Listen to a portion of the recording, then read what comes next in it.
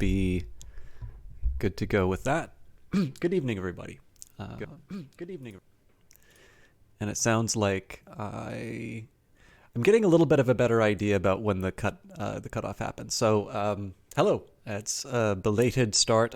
I don't know what it is about Mondays, but it's been really tough trying to get things started. It's the thing that makes me a little on the fence about the viability of Age of Wonders Planetfall, simply because if I don't start on time, that sometimes has consequences for concurrent views. And I don't want to say that there's less demand for Age of Wonders Planetfall if I also have this other confounding factor of, not starting on time. So I apologize for coming to you belatedly. It is, again, so the thing I always like to say is it is within the usual hour window that I give. But with that in mind, I would normally like to start at 7. And it's actually a tough one tonight because I'm coming off of about 3 hours of sleep. I was trying to get some recordings in, and just everything fell behind. And then I went to the bookstore. I didn't have to go to the bookstore, but I wanted this book. So I picked up a copy of the Landmark Julius Caesar. Sorry. So some of you may be familiar with either the Landmark Thucydides or Landmark Herodotus. It's an interesting series which is edited by a guy named Robert Strassler, who I believe his background is in finance, but is sort of this independent, I guess, scholar, for lack of a better term. And the Thucydides one is particularly interesting because it has a bunch of sort of maps and notes to try and establish the context which Thucydides relies on. So, like, Thucydides is writing to an ancient Greek audience, and so what's obvious to him may not necessarily be obvious to you or I. And this Landmark series is sort of designed to make things a bit more accessible. Sorry, I'm dealing with... There we go. I was dealing with the wrong monitor problem. How you doing, Mad King Brutus? So it's obviously very nerdy, although I tend to notice people who like war games tend to like, reading this kind of history. But I was fascinated to find out that there is an edition for Julius Caesar. So I believe the Landmark series has Herodotus histories, Thucydides' Peloponnesian War, I believe Xenophon's Anabasis. Sorry, I probably pronounced that incorrectly. There's the Campaigns of Alexander. It starts with an A. The name escapes me right now.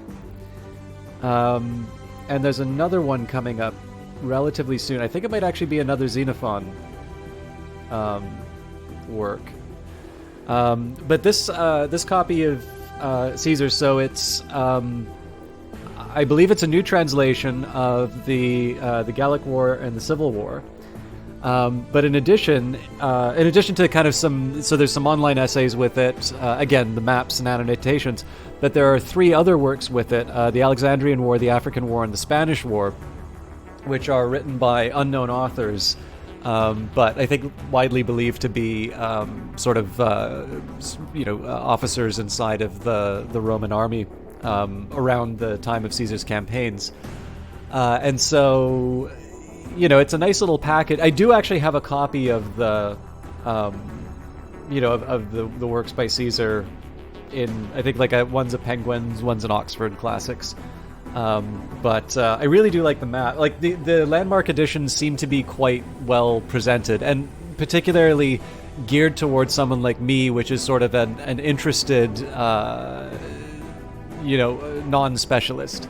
So, I don't know. I had a gift card, and I really wanted a book, so I bought myself a book.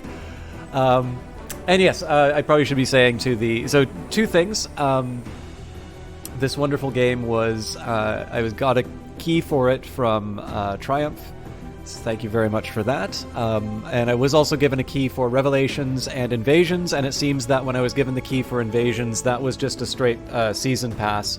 And so while I didn't ask for it, and there was never a formal point of saying it's like, we are giving you Star Kings for promotional purposes. It was given as part of Invasions, it turns out, and so it seems only fair to say that I I've been playing this game for a while now, and I probably wouldn't be doing it. I also wouldn't be, especially with the numbers.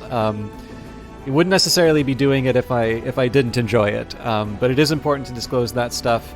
I'm sorry for those of you that get tired of hearing it. I admit I sometimes get a little tired of saying it, particularly in the live format where people are coming in and out, and so I kind of need to repeat it a few times.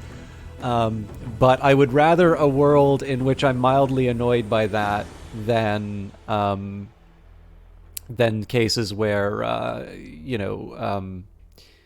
those interests aren't disclosed. I was actually talking with a broadcaster. I'm not going to say who the broadcaster is and what the storefront is, but someone was saying a big name who is basically a major pusher for a particular storefront, and apparently does not disclose the financial interest. So, I mean, I suppose that means the enforcement for this sort of stuff is lax, but I don't think that's the right way to look at it. I think the right way to look at it is to say, here's the deal, it's up to you to decide, and we'll take it from there. Of course, also, I mean, at this point, if you're watching on YouTube, you probably already know the deal. I will try and make sure that it's no more than 10 minutes of this kind of babble, so if you would like to save yourself 3.5 minutes, I suppose you can skip to that part of the video right now. I apologize for not saying that ahead of time. So in addition to the fact that I am yet again very tired, and I am just generally trying to cobble together this campaign, I figure I'll try and do a little bit of a setup for the oncoming week. It's Christmas on Friday. I wasn't really anticipating that. And I'm still not sure about the status of streaming. I would like to. I'm also becoming quite conscious of my really bad sleep patterns as of late, and I think time off would be a great opportunity for me to, to reset that, assuming that I'm not able to do that tonight or over the course of this week. But I will try. Definitely we're back on Wednesday. I'll probably wind up doing more Phantom Brigade. I'd love to do more Industries of Titan as well, but I'm kind of on a roll with Phantom Brigade, and I'd really like to spend some more time with the new update. Obviously, nothing obvious about it. I have missed a broadcast like that in the past. New Morrowind episode on Tuesday. We're actually making some fairly decent progress through the DLC, to a point that I'm a little worried it might turn out like Mournhold, where we kind of blast through the content really quickly, and then I guess that's it for Morrowind. Did you see the latest image that you tagged me in for Phantom Brigade? Was that on Twitter? If so, I actually probably didn't, Mad King Brutus. Although if you just put it up, I wouldn't have noticed. But I will check it out for sure. I really like the images you showed me last time, and I'm really happy that you. Sorry, let me just catch something here. I'm actually really happy that you're enjoying the game. Okay, no, I didn't get to see it, but I've been. Oh. Let me check. If it was a couple of days ago, then I probably would have, but I don't recall it offhand. So, let me get back to you on that, Mad King Brutus. I liked your images that you've shown me already, so I am intrigued by what you're up to. And apologies if that fell through the cracks, because I know I get frustrated when I try to contact people on Twitter and don't hear anything. So sorry about that if I missed you. Anyways, yeah. So more Morrowind on Tuesday, and then if I can, I would like to try and do maybe a couple of extra streams because of the holiday and such. But I also have some work, not like work, but I have some side projects that I've been working on, and I have not made the progress I would like. I was hoping to have that done this weekend, so I may need to dedicate some time for that. Yeah, I'm in desperate need of some me time, Mad King Brutus. But I'll definitely catch up on it. So as before, I've been a little sad. So I'll, before I go any further on this, I'd actually like to talk about Age of Wonders Planetfall a bit. I quite like this game. I think it's probably the Age of Wonders game that I've put the most time into. And it's been a little disheartening to see that it just kind of seems that the concurrent players isn't as high as Age of Wonders 3. Now, it might be because Age of Wonders 3 sort of has more, more,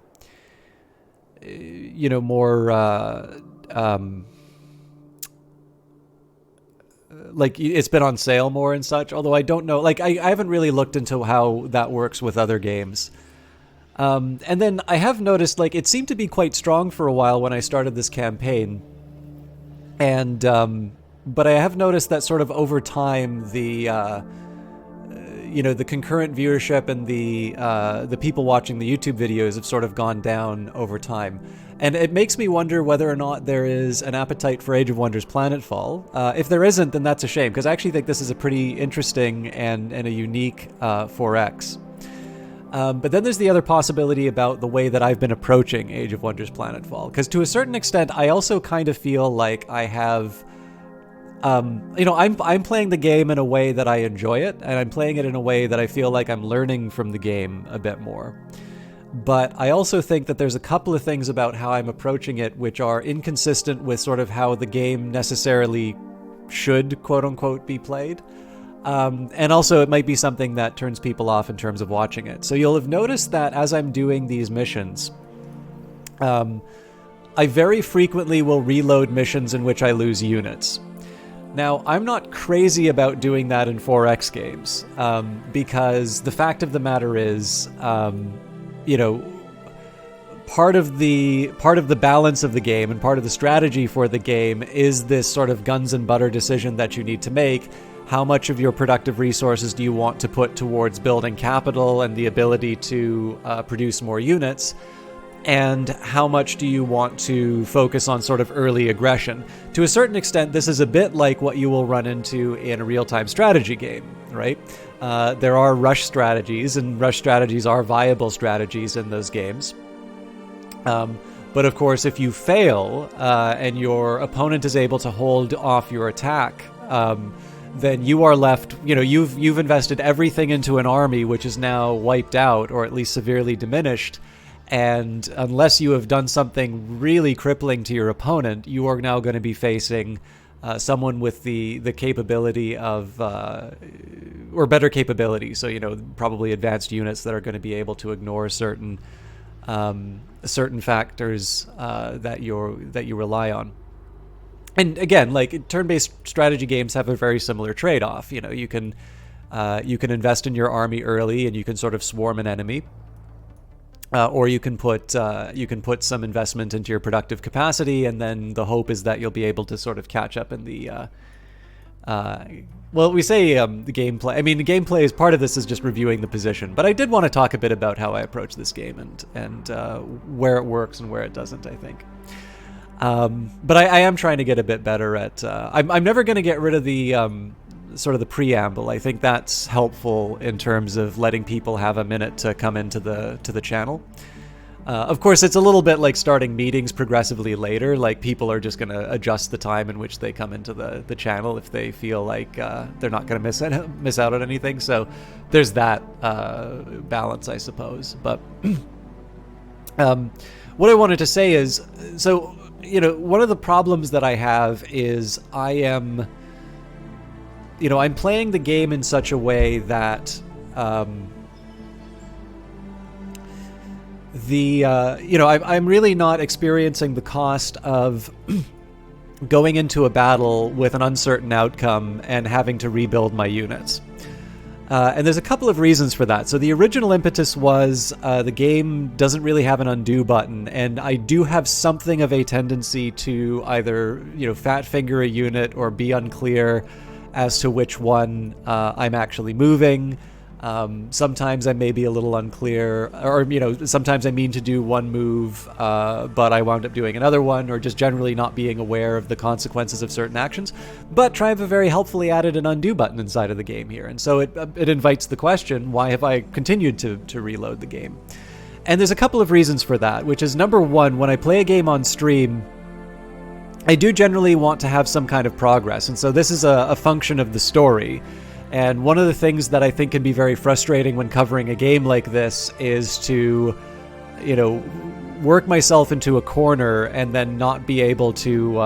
oh, I need to get my tablet because I wrote down some instructions here. Basically work myself into a corner and have to sort of redo the stream. Because at that point, we don't necessarily... I mean, we learn something, but it's maybe not the most entertaining thing to sort of see me redo a lot of material from the very start. So I opt to redo the individual moment in which maybe I made the error. Also, I think there is sometimes a benefit to doing that because it allows you to learn your units better and, more importantly, learn the enemy units a bit better. The other thing that this does is it allows me to kind of get to a point where I get to try more units. So if I spend the majority of my time rebuilding, basic level units like, well, I guess Paladin Protectors aren't exactly basic level units, but you get what I'm saying. If I spend the time living in a world in which I only have sort of this core unit and I don't do anything else with it, I'm not necessarily going to be, I'm not really going to be doing anything special. I'm not really going to be learning as much as I would sort of seeing what happens when I have those elite units. And then the other thing I will admit, I'm really enjoying this particular scenario, but there are a couple of things that don't quite sit right with me.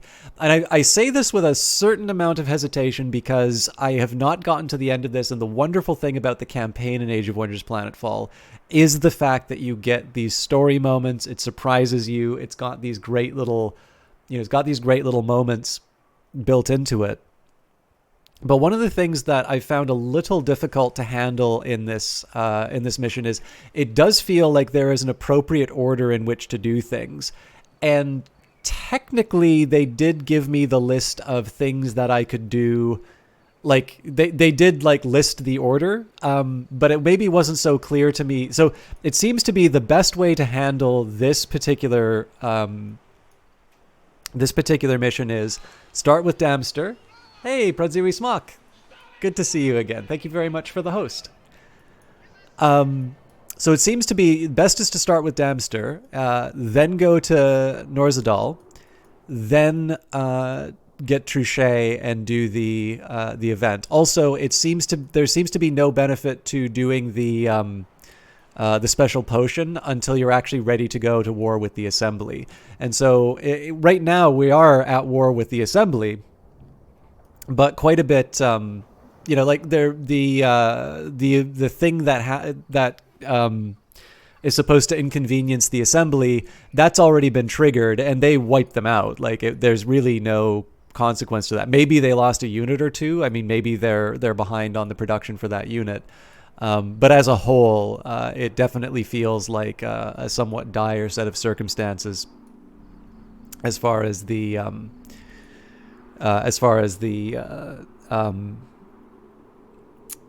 the advantages of going up against the Assembly are concerned. And again, that's where I sort of feel a little more justified in being a bit more conservative in terms of what units I let die. And then, I mean, I could reduce this all to just saying this is a way I'm enjoying playing the game.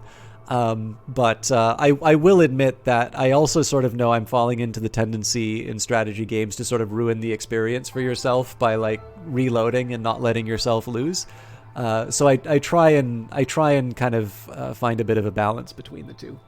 Now, if you guys will just excuse me for a minute, I know I've been talking a lot, but I am going to go get my tablet because I wrote down some notes for this mission, and I forgot that it was on charge. So I'm going to be back in just a minute to get myself sorted out.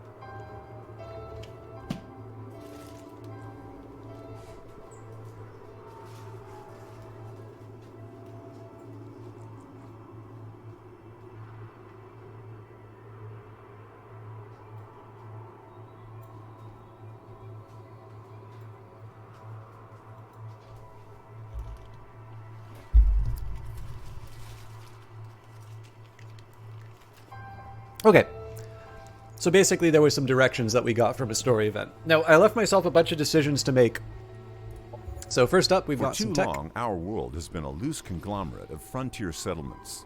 We cannot afford to ignore one another if there is the threat of an attack. We need to activate global policies and doctrines. It's time we unify. Percival Lord, first governor of Horizon Alpha. So we mostly did this for the the extra support.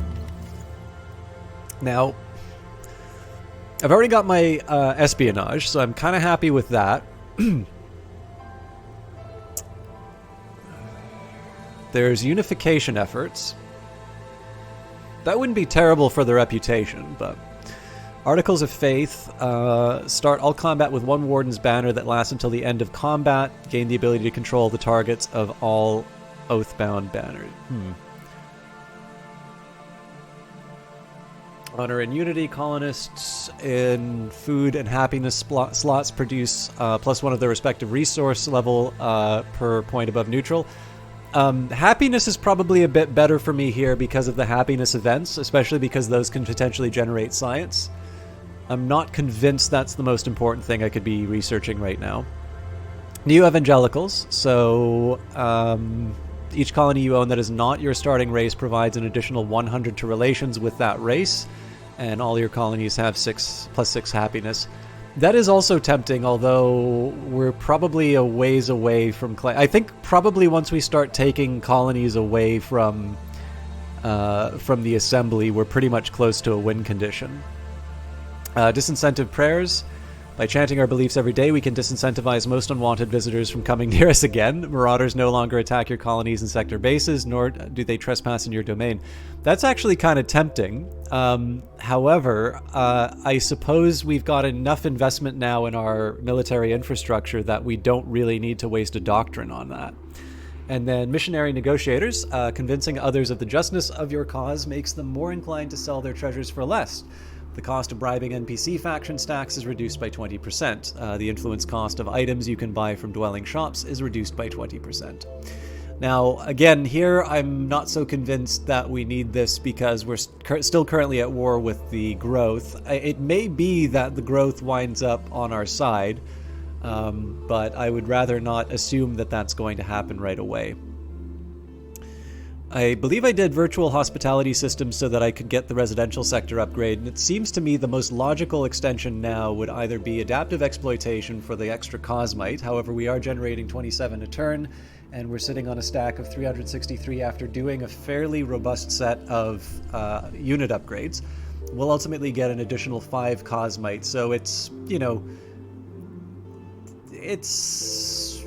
a little under 20% increase. That's not terrible, but it's also kind of hard to say that this is my most pressing need right now. And then the alternative would be production development 2, and it seems to me that if I'm going to be fielding larger armies and I'm running into that problem of trying to get things done quickly, this is what I would want to focus on. So we're going to do production development 2.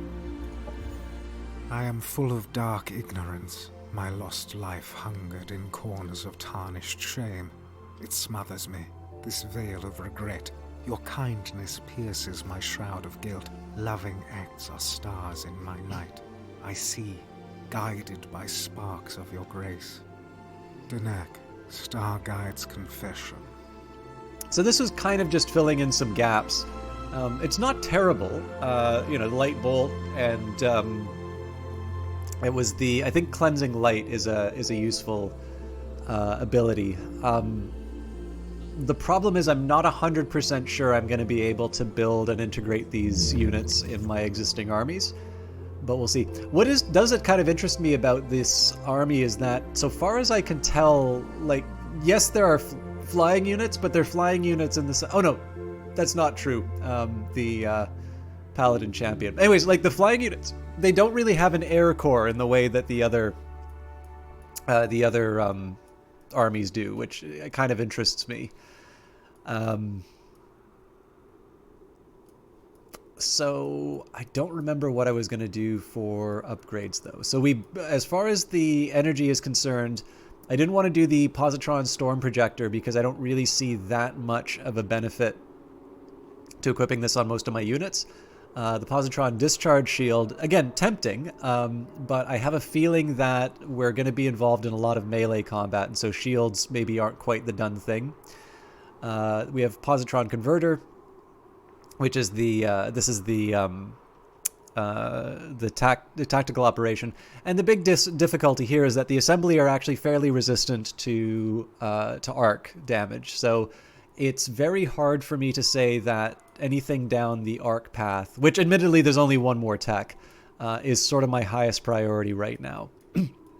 So what I should be thinking about is, do I get a tactical operation or a strategic operation that I get that I can get some more out of? Do I have, let's say, is there some kind of entropy ability that I think might be really helpful in the circumstance? Because right now we really just have the entropic decompressor and the decay component. So we could do. Wait a minute.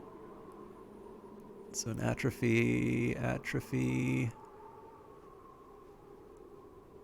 It's the difference between attack power and armor.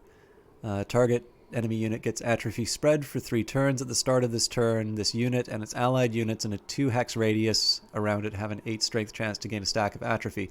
That is actually kind of tempting. Probabilistic nature will boost my shields. 8 strength chance of instantly killing the target unit, leaving no corpse. It's 7 tac ops, so it's a challenging. Like it's going to be one that's hard to work with, but.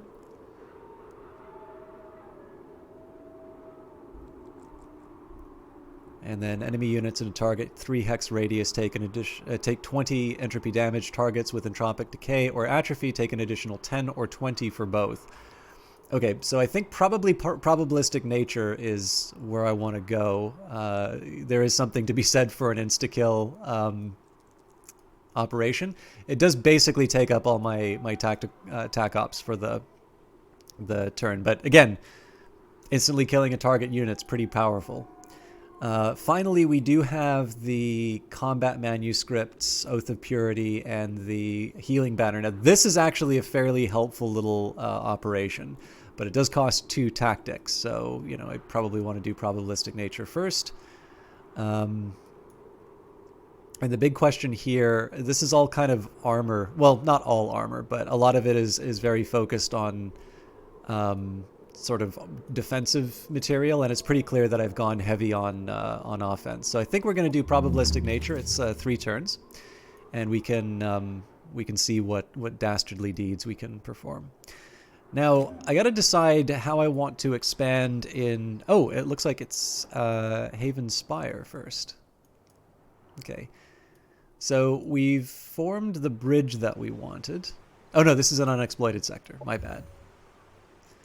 So it is the Forest of the Lost, which is food, energy, and... Well, see, I kind of get to put whatever I want in place. It might actually be tempting to put industry there. Or maybe this just becomes my residential. It feels a little silly to do this prematurely, but... So we'll leave that be for now. What was I going to do with my new cellists? Let's get them to pick up the goodies.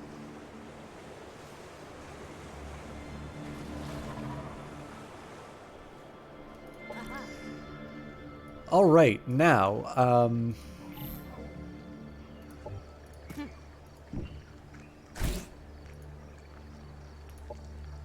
Now we will enter the Mother Node Tangle, and I have got... so we did a scouting...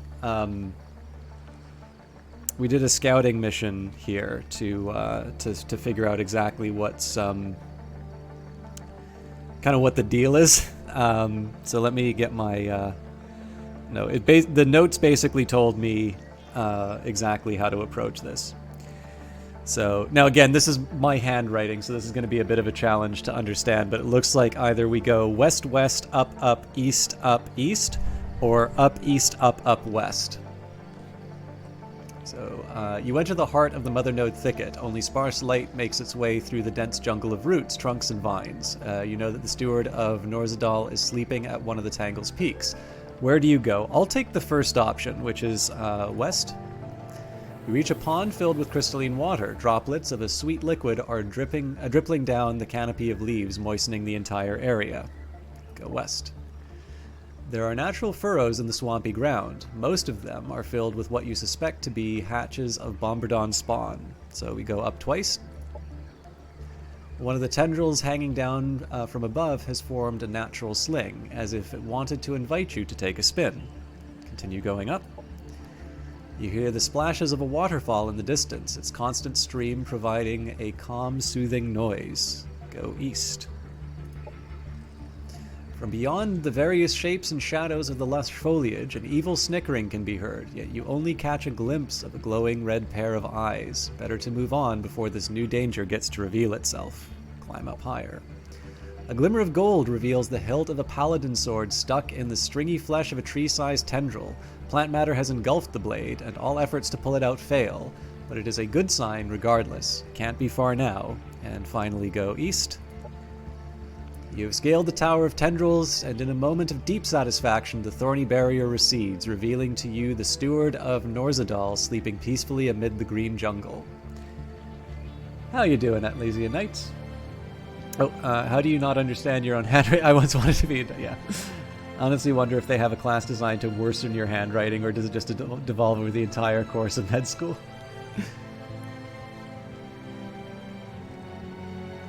I don't go to the doctor that much. I've heard that doctors' handwriting is hard to comprehend, but I don't know. I assume it probably just because it involves a lot of sort of shorthand work while you've got other things to do. People get a little lazy in the writing. The problem I have is that I have very cramped.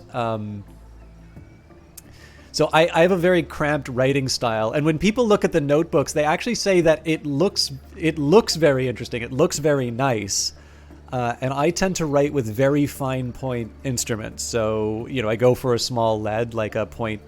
Is it 0.05 or 0.5? Let me check. 0.5 millimeter for pencil, and then if I write with a fountain pen, I'll usually use a fine or extra fine nib. So that tends to work well for me. But in this case here, I was just jotting down on the notepad. I think the Apple Pencil is amazing, by the way. But the default option is actually it's a fairly thick stroke. So while I'm sort of like scratching away at a smooth surface with a hard plastic, hard plastic writing instrument, it's got this nice, bold, like almost Sharpie marker kind of. Like the big Sharpie markers, kind of, a thickness to it. So it definitely all kind of runs together. Anyway, you've scaled the Tower of right. One of your troops carefully approaches the sleeping steward of Norzadal, giving him a hearty wake-up slap. Where am I? What happened? I feel like I could eat an entire megasow for dinner. You are in the heart of the Mother Node Tangle, where you've apparently been sleeping for weeks. I am the new Aki of this planet. We're here to rescue you. Mother Node? Right. You didn't tell me the communion would take this long. At least this explains all those horrible dreams about tulip harvests and my newfound appetite for non-vegan food. Communion? Does this mean that you gave your consent to get sedated and lie down here? Oh yes, it was all part of the negotiations, to exchange viewpoints and to broaden our horizons. The Mother Node and I agreed to put an end to this needless conflict. Now get me Evans, so he can note down the terms of our new truce. Evans? I'm afraid you're the only survivor we found within the Mother Node Tangle, Steward Ashlan. Those are grim tidings that you bring to me. The Mother Node promised us protection, yet I don't sense treachery. I hope that we can get to the bottom of this eventually. For now, I pledge to you my services as a paladin, Akia Luna Leoness. May your rule bring a prosperity to this land. Thank you, Steward Ashlan. We owe it to your efforts that the village of Norzadal can be a safer place once more. Objective completed.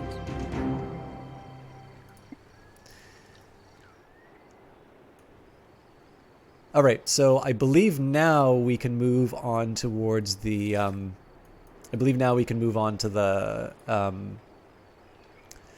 The obelisk, which is nice because I will be able to start moving my own units towards the assembly. Now, I am curious, however. I noticed that there's no longer a red note around the growth. So Yes. Okay.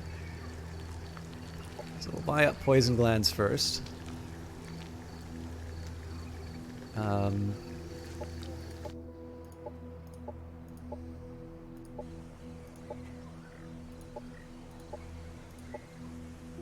Oh, cool. Okay. I just got myself a new air core.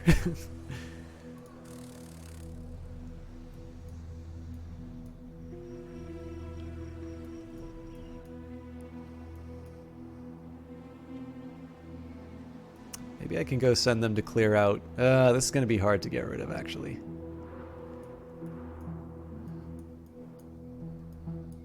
So big focus on this is actually to try and get them up to a point of being allies against the Assembly. I think the best I can hope for right now, though, is to use these guys as scouts to sort of see what the deal against the Assembly is going to be. Okay, now this is sort of the this is the army of misfit toys. I am going to do my scummy saves here, but this is mostly just because I've been doing a whole bunch of decisions. So, in case this goes, in case this goes horribly wrong, I want to be, I don't know, I want to be protected from having to redo too much. So I'm going to try. So this is 3 units. It's a Wild Harrier, a Wild Shrike, and a Swiftbeak against a hero, a Paladin Champion, admittedly a Roy too, specifically a Reciprocating, and a Paladin Aspirant. Now, the thing I'm trying to do here is just get more experience for these units, which is why I'm not bringing in my complete elite group. What I'm actually going to do with them is move up to the... So I'm hoping that these guys are going to be able to harass the Assembly a bit. Or potentially, I mean, depending on how unguarded they are, I might even be able to push them back and try and take things like J6 Nevix, but I think it's pretty unlikely I'm going to be able to pull it off with just one stack. So here, Marauders are trembling in fear and want to flee the battle. What do you want to do? You'll allow them to retreat because I'm a nice guy. You find an intact item, Veldfire, inside the Analytics and Diagnostics Chamber. We could keep the item, or we could activate the diagnostic protocols in order to study it, destroying the item in the process. I have no idea what... Oh, no, now I do. Tempting, but we will go for the... We'll go for the science. So, I guess we're going to rejoin my comrade.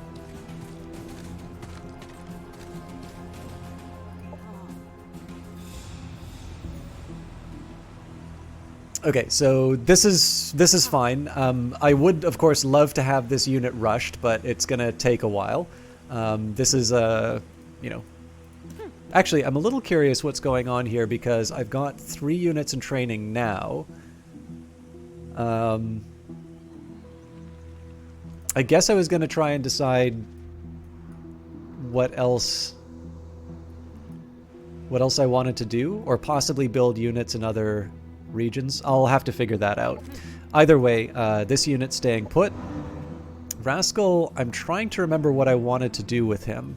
So his army is a little bit fragile, if I'm completely honest.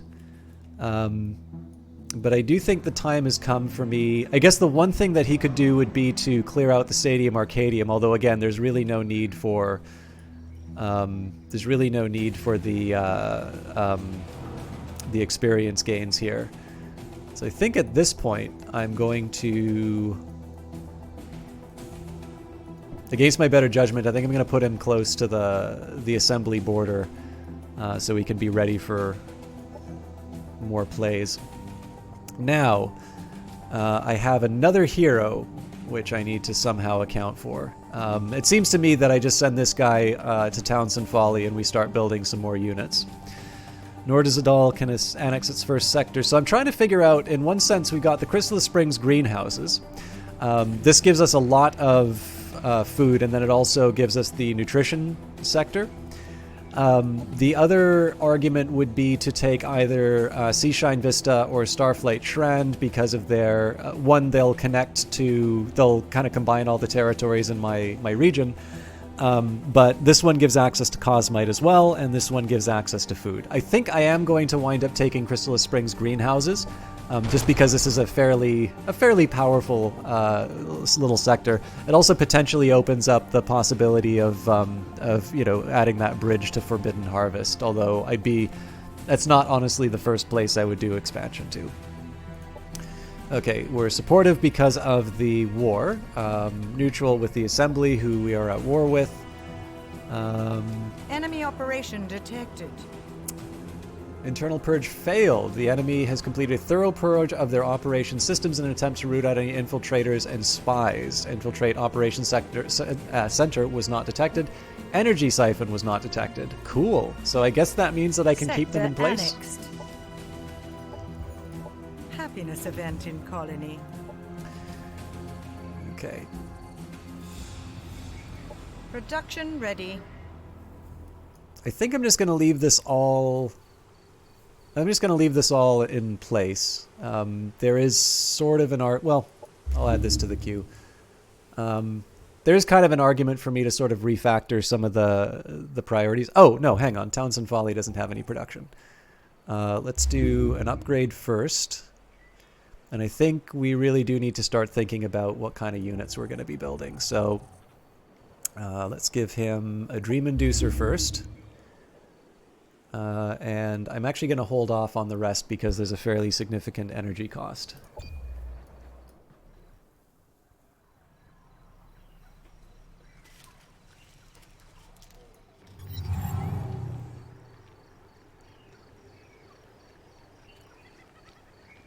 Sorry, I'm just finishing some dinner.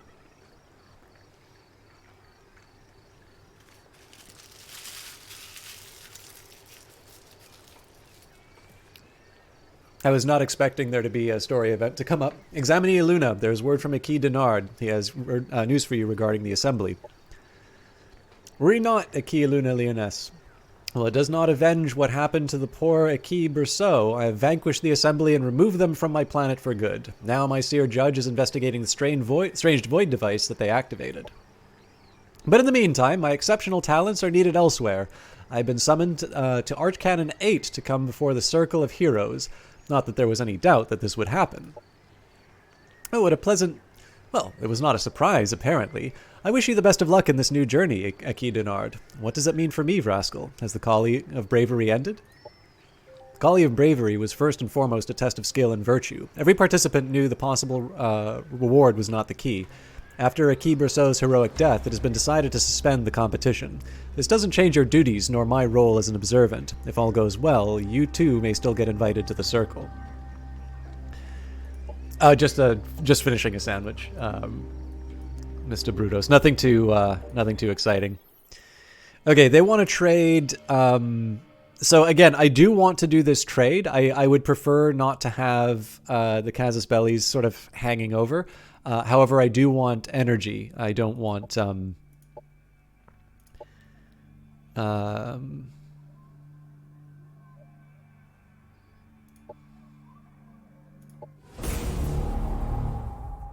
yeah, they don't have the resources.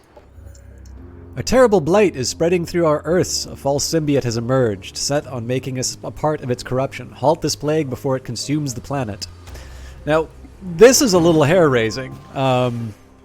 They got a Plague Lord, 3 destroyers.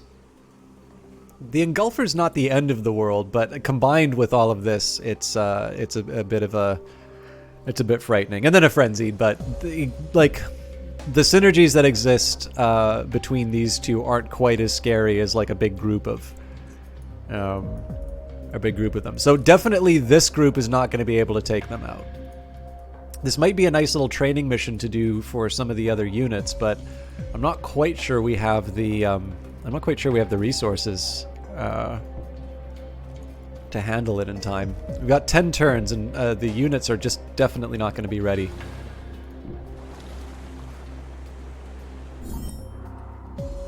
I do really want to do that though, because it'll improve relations with the with the faction, and then I'll be able to bring them in on the war. Okay. So it looks like there's a pretty strong enemy presence. I'm going to head to the edge of the... So this, of course, will let them see me. I suspect what we're going to see are these red exclamation marks start moving towards me over here. Which is fine. I don't mind kiting them back, but I better have a contingency plan if they decide to go aggressive.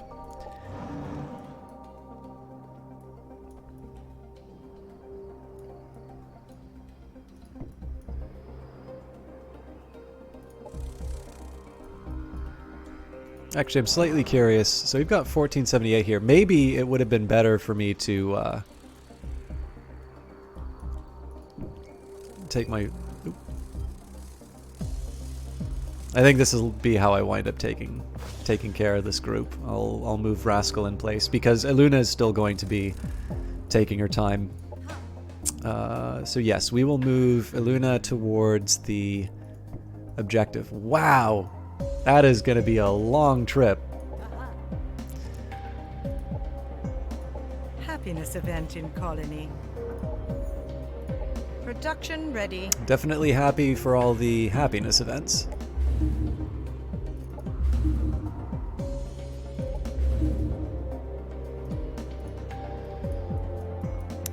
Let's get a... just trying to think about what unit I want to build next. I think probably the Paladin Exemplars, the next big ticket one. Okay, so yep.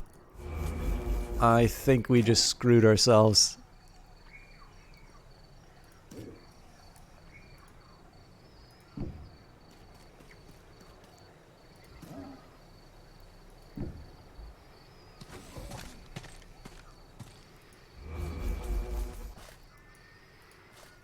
So I suppose the good news is that individually they are not necessarily very strong. It looks like it's more of a swarm. But I do have a big question in terms of whether or not I want to sort of double back with my commander. I think I'm going to press towards the objective. But it does look like the assembly want to start causing some problems. So...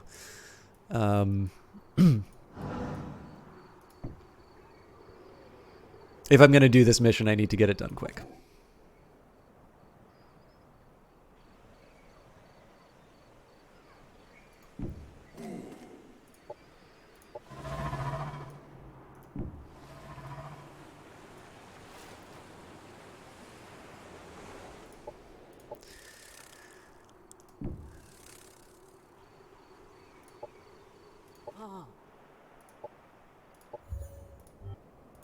Production ready.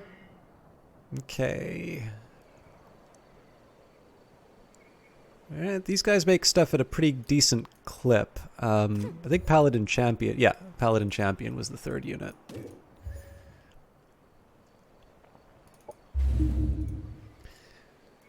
Production ready. So Trichet is going to be the... kind of the first battleground. I suppose we can build the Banners of Protection as the last upgrade, but really, I mean, we're about as good as we're going to get in terms of prep. And the energy siphon was successful, so our energy siphons function perfectly and have transmitted their energy to us. The siphon self-destructed, leaving no evidence that could link us to this theft. Hey, very nice, Mad King Brutus. When do you have dinner?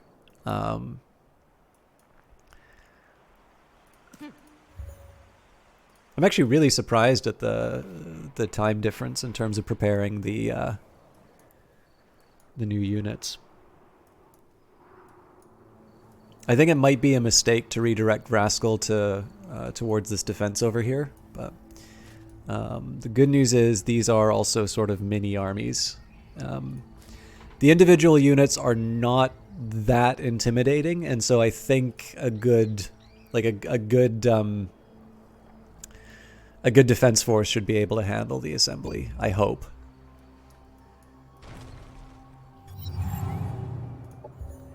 Nothing lasts forever. Even stars break down over time. Entropy will eventually bring the heat death of all things. Whether we live to next year or a million more, our time is limited. For our time to matter, we must use these forces. Let those who ignore their purpose embrace their inevitable ruin as we accelerate atomic collapse on Oathbreakers. Otter Tengru, Philosopher Champion. All right, so we've got whenever this unit is damaged by an enemy unit within a 4 hex range, that unit gets 1 stack of entropic decay for 3 turns and 6 entropy damage, and also additional shields. So again, the nice thing here is the atomic collapse. Excuse me. This means, of course, that I want to try and get as many tactical operations points as I can to sort of minimize the cost. However, I can't get tactical operations points from the military research screen. So really, I want to be thinking about what kinds of improvements do I want to put on my what kind of improvements do I want to be putting on my units moving forward. So exponential decay, we've got divide half-life, which is, you know, adding a whole bunch of chaos in the ranks. True ascendance. Oh, the will of the star manifests in ethereal form, summons an ascended teacher under your command. 20 strategic operations, but a tier 4 unit. That'll take 9 turns to research. I think the healing barrier, I'm going to start with that. Negate is sort of tempting, but it just buys time and it costs 3 turns.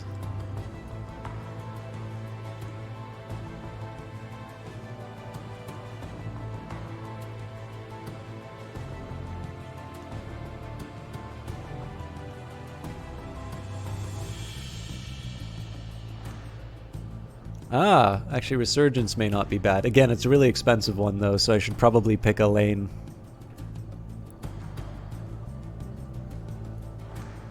This is a mass heal, but again, it's 9 tactical operations.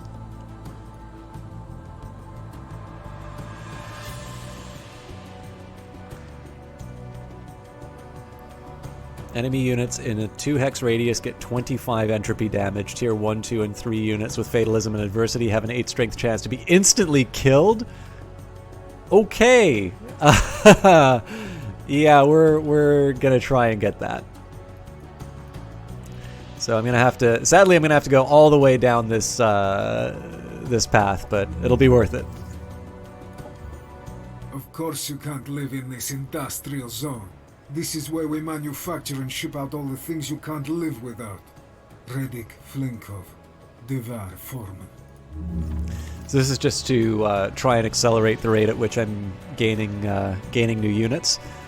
I suppose research development is the next logical step. Advanced relay structure, of course, would be really nice, but I don't have any relay stations already, so probably better that I just double down on my ability to create terrifying units. I am mildly tempted to do another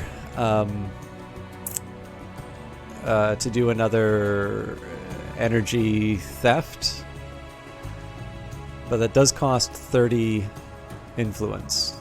I'm not so sure that's the right thing to do right now.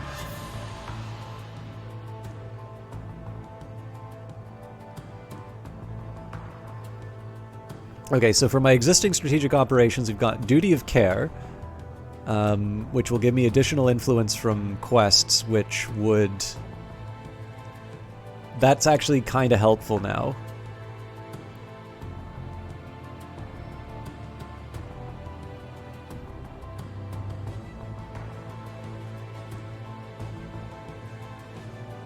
Additional morale against independent units, so that's not important right now. Covert and strategic operations now cost 25 less energy, and then the technologist... Yeah, I think at this point the technologist is where I want to go, given the awesome abilities that I have. Doctrine enacted. Okay, yep, they are out for my blood.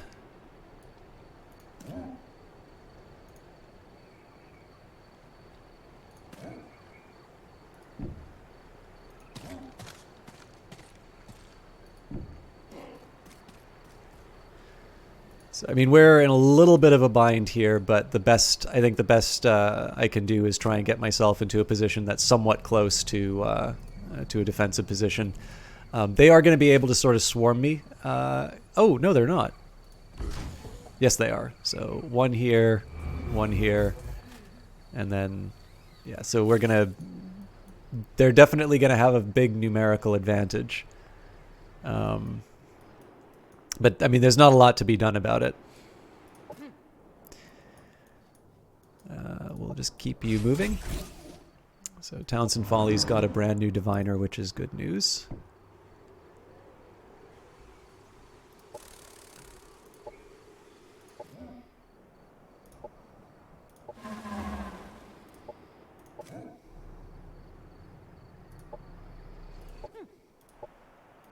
Production ready. Happiness event in colony.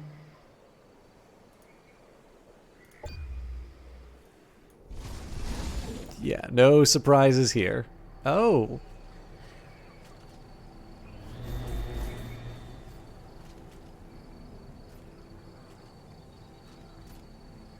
So they're not starting the fight. Well, it seems to me it's still a tough position, but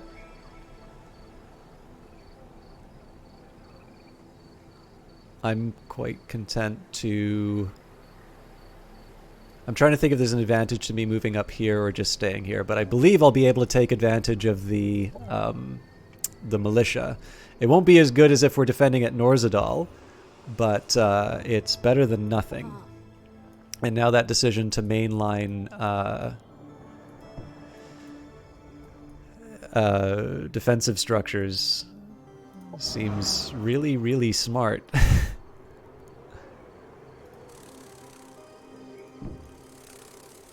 Okay. There's a number of reasons why I want to do a save here. This mission is the least of them. So it says a low-risk battle. If I do an auto-combat, it eats a few of my units, so we will retry.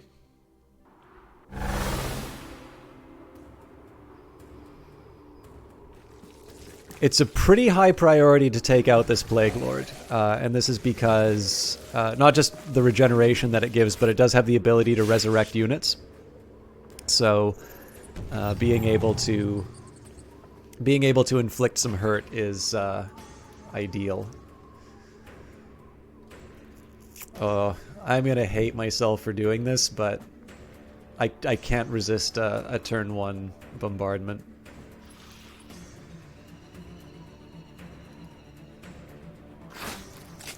Now, the most tempting thing for me to do here would be to try and do the insta-kill on the Plague Lord. I'm not going to do that because if I try it, the risk that I run is the risk that I run is when the enemy units attack. So when the assembly attacks, I'm not going to have that ability available then. So I'm going to accept a less than ideal round this time, so that I can wind up in a better overall position.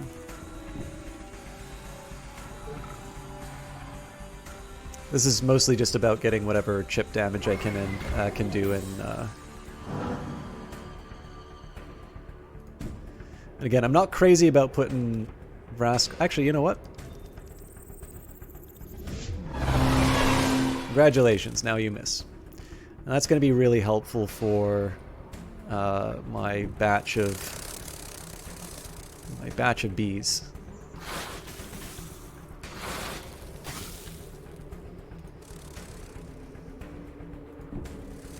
It's not the best odds, but we're going to have a lot of it, and it's going to potentially inflict some... Yeah. Corrosive Spit's a really nice little ability.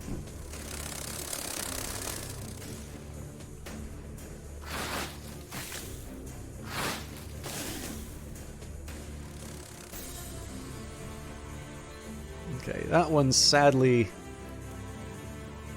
Can't quite get away with 2 strikes.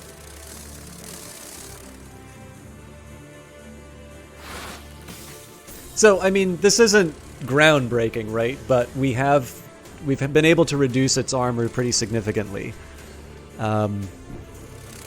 So in the follow-up turn, when we have a little bit more firepower to direct to the Plague Lord, we're going to be able to really make it sing. And their ability to do damage to us is somewhat reduced by the fact that everybody's got precognition on this first round. So let's see how they handle it. Oh dear. We only succeeded in pissing them off.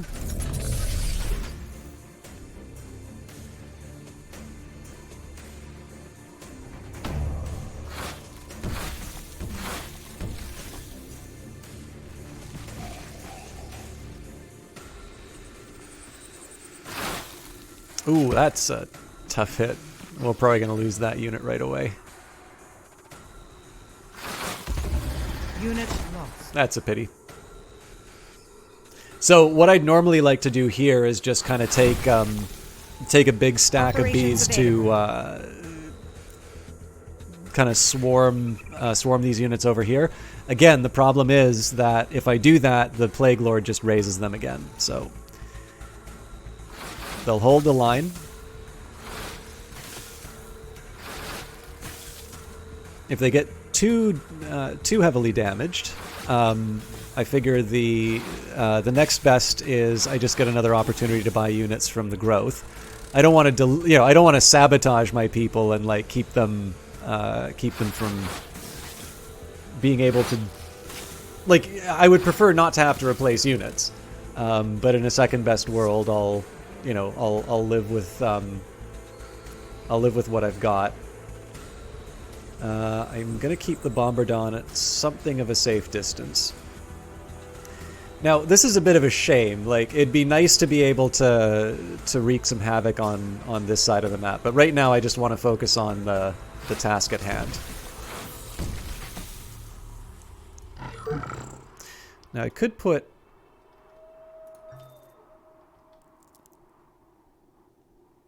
Yeah, I think I'm going to put precognition on one of my soldier bees.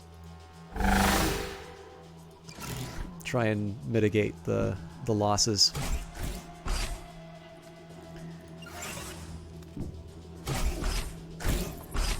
So, something of a defensive formation. Now, I am curious if I'm going to be able to...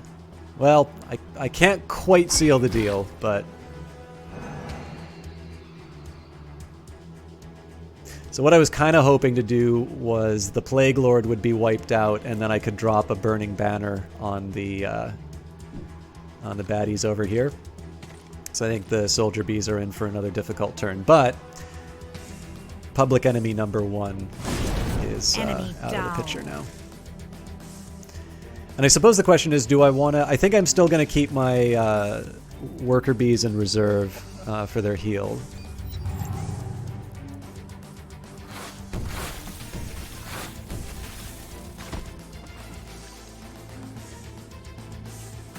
Yeah, they're pretty effective at taking them out, though. Shall be honored.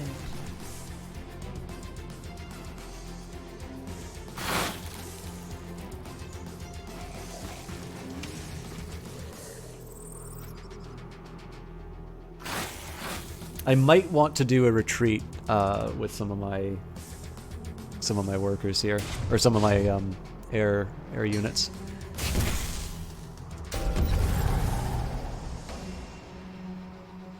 Okay, so first question is, how do I get the Bombardon in position to ruin these guys' day? Looks like the answer is I can't. So my second best is to make the Engulfer angry. So this is a little bit of a risk, right? There's nothing that's necessarily going to stop the Frenzied from inconveniencing me. I do have a little bit of an answer to that, though, which is just to smack the bad guys with my my sword.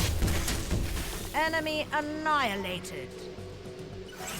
And this, of course, frees me up to do a number of... Oh, curses. just shy of being able to do something really exciting. All right, so I suppose... Oh, hang on. I do have a repeating attack, but sadly I can't quite reach this engulfer. So... still not enough. So, here's how I think I can handle that. We'll put the regen on the soldier bee. And this soldier bee is going to be focusing on the engulfer. Enemy killed. So what was nice about that one was I got 3 attacks and I just needed one of them to hit. So of course now we just have the... Now, this is not nothing. These are 3 fairly strong enemy units. But I do get to do little touches like dropping a burning banner on the bad guys. I hope I didn't screw this up.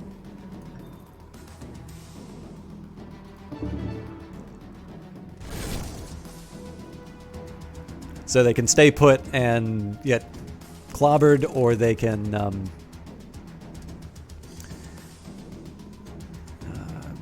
me just take a minute here. So, hyper-aggression... Hyper-aggression...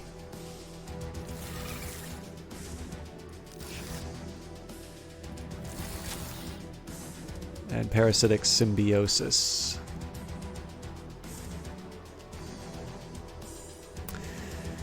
So there's one of 2 arguments, which is this, this unit is the one that I need to worry about because of its regen, or alternatively, this is the unit I save for last so that we can focus it down. I think let's worry about eating the weakest unit, which is this one right here. All right, sounds good, Man King Brutus. I hope you have a good. I'm assuming that's trip home that's coming up. And of course, at this point, it's all hands on deck. So even the worker bees are gonna start mucking around with the bad guys. And finally, I think Rascal gets to. Well, again, it's a remote chance, but it's not nothing.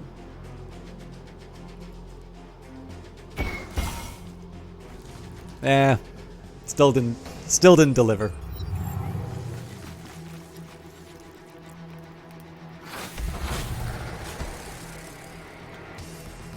So they're probably going to take out these bees. It'd be nice to heal them up, but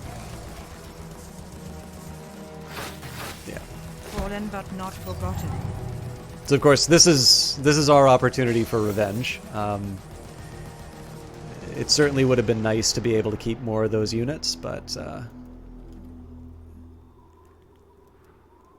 Alright, so it looks like I don't really get to target anyone but the weak unit over here, but it just frees my guys up to do more attacks.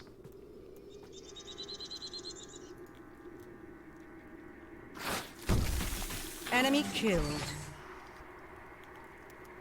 And we're just shy of where we need to be to make some magic work, so... The one real problem with the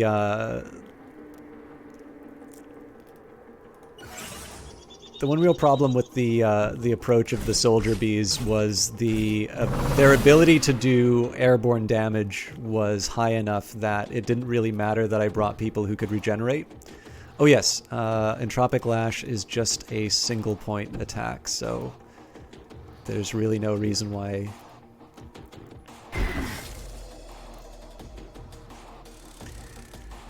So basically what one consequence of that is they're basically able to take out my guys before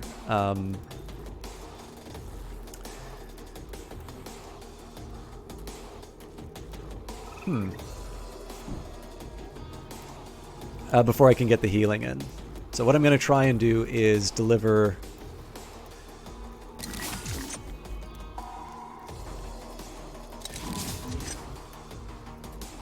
Surely these soldier bees can...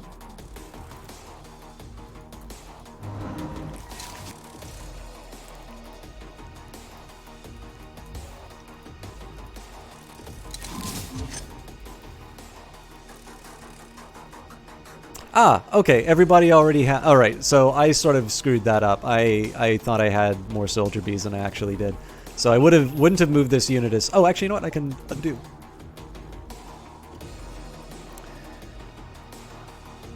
Okay, and it turns out it doesn't matter. So what I was trying to do was maximize the number of attacks. Looks like I only have the one.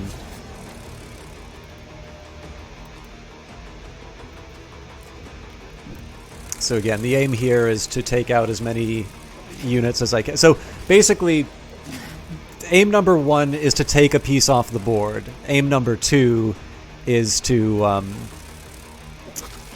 do the chip damage on the next one. So this guy gets piled on. This worker bee... Oh no, they're still also sitting on precog. So at this point, the only person we have left to punch is the... is Regenerator over here. Now, unfortunately, it seems like this is just out of range. Also, I rather stupidly blocked the path to my ally, so I'm gonna get into a slightly better position. And this Overwatch really isn't going to do all that much, but better than nothing, I guess.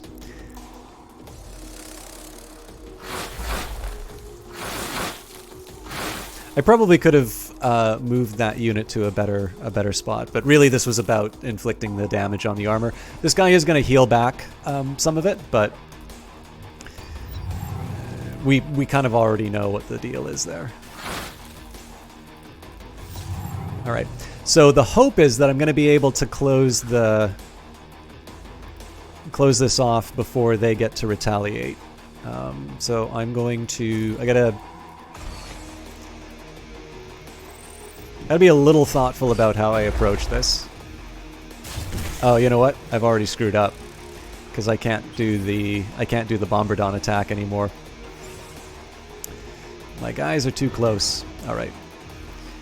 Well, that's fine. I should still be able to finish the job with the resources I have already. And the good news is I don't need to heal anybody. I do, however, need to buy some replacements. The predicted outcome. So most importantly, while we did lose 3 soldier bees, we did not lose the Paladin Protector. So I consider that an improvement over the AI strategy. Objective completed. The blight has been contained, the horrid abomination slain. Now is the time for healing. Be thanked, Symbiote. So I'm going to get my...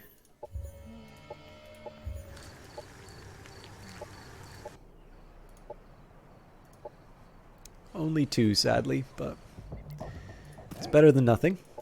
I can also deploy them right away.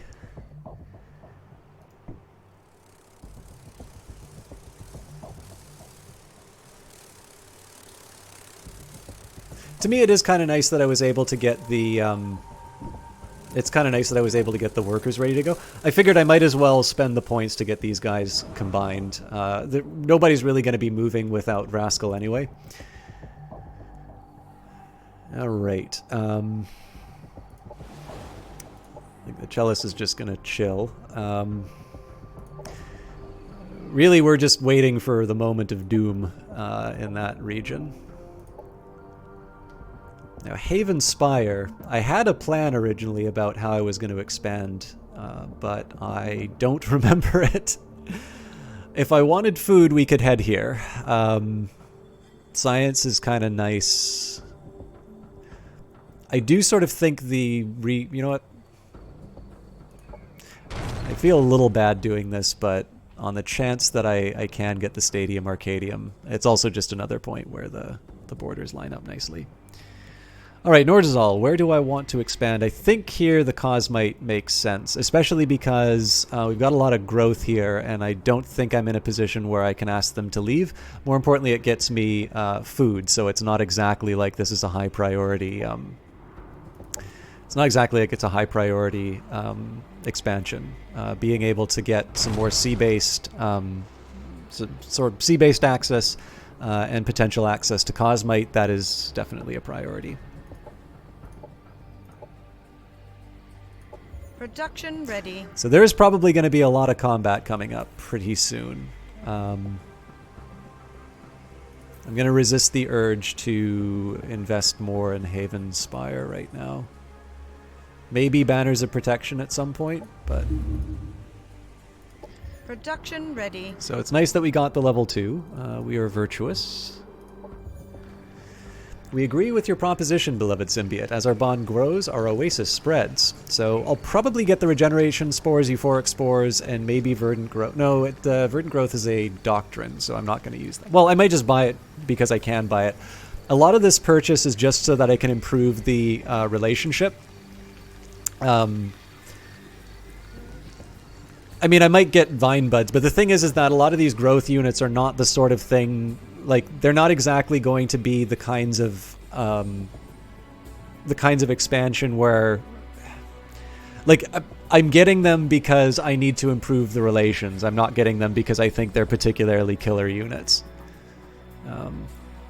Anyways, so our goal right now, number 1 is to get, and I don't think I technically have to have Eluna on the Rugged Mountains, but I sort of want to because, 1, it fits story-wise, and then number 2, it does mean that one of my stronger stacks is on their way to a more offensive position against the enemy. And then, hopefully that'll give us an edge against the Assembly as well. Part of this is going to be just holding on for dear life as the Assembly attack us in some of our weaker positions. I am somewhat regretting moving Eluna from this part of the map. I figured maybe we should have given the Assembly a bloody nose before we pulled out the body of the forces, but it's a little late to fix that. Oh, bold.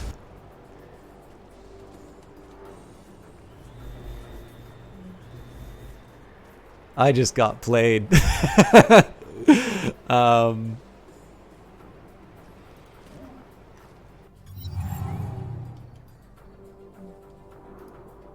Yeah, brutal. So either I need to face them, like, they're able to sort of nullify my advantage of,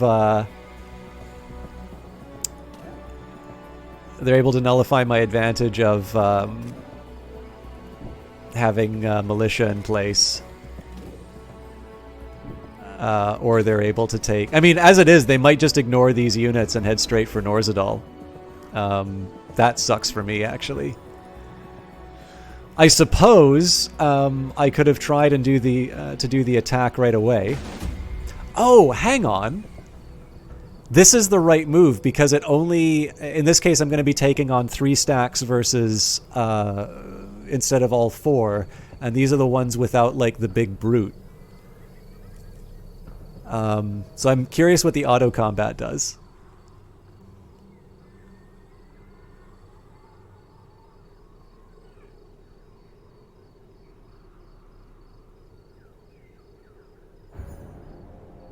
Interesting. Clearly we're retrying that. I say retrying, we're trying it in the first place.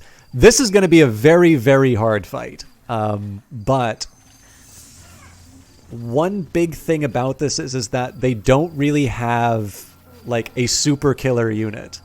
So one of the things I should try and do... Notice how spread out they are right now. The thing I really want to try and do is just run in and smash them to pieces before they're able to group up. If I'm able to do that, it's game over. The problem is that I'm also a little dispersed, so I gotta kind of pick my fights. The other big question that I need to face here is: do I want to use my 7-point your screwed attack? Or do I want to reserve that for a more fitting occasion?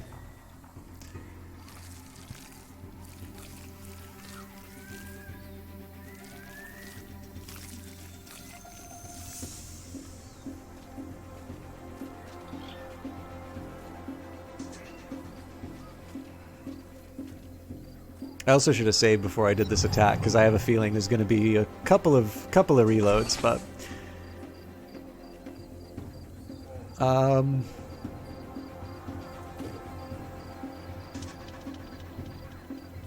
Okay, so the way I see this working right now is we push in like this and like this, so that allows us to combine our units while also demolishing them on this side. Okay, I'll do whatever damage I can. I am slightly curious as to how much nonsense I can get away with on the Paladin Champion. Yeah, so I don't think I'm going to be able to do my mighty Storm Discharge quite yet. I am, however, going to move them up. You know, okay, no, they still deliver their buff.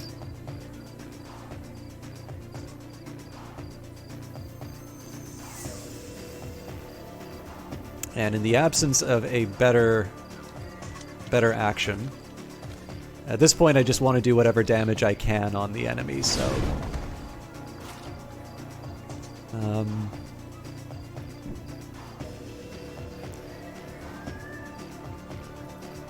and sadly, Roy's pheromones are not in range.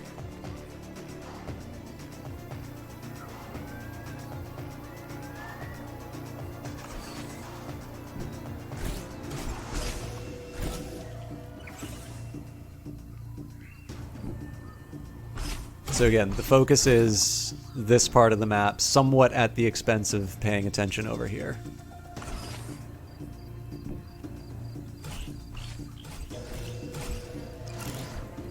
It may mean they get a couple of flanks, but we're going to be in a position to weather at least one batch of them.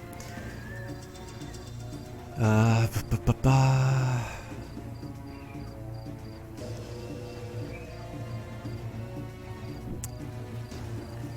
feel a little nervous about this.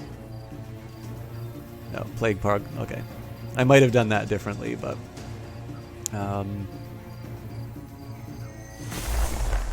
Well, at least the cover's gone.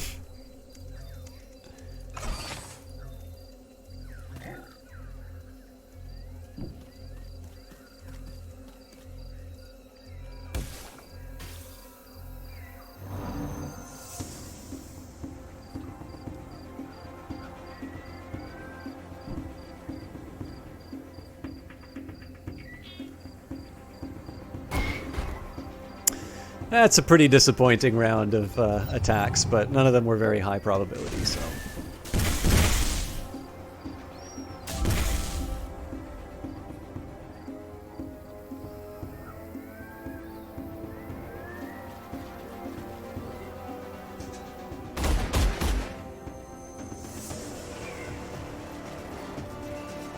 It's interesting they're deciding to do this approach. It'd be great if I could get my guys to.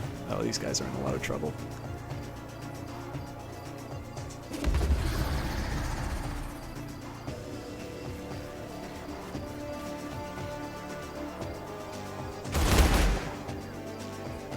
I think they just hit their own guys. So I should be able to take my tentacles and strangle these guys who just moved up against my Plague Lord.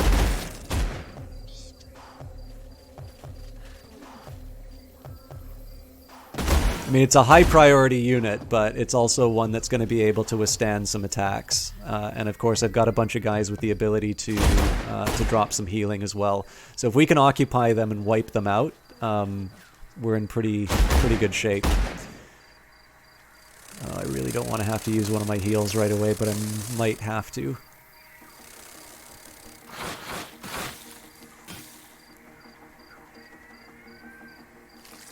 Yeah, this is going to be... this may be a time-consuming fight. It may be to my advantage to actually reload knowing how the AI is going to approach this, so that I can... I didn't even think about them just like ignoring my strong point and moving towards the city.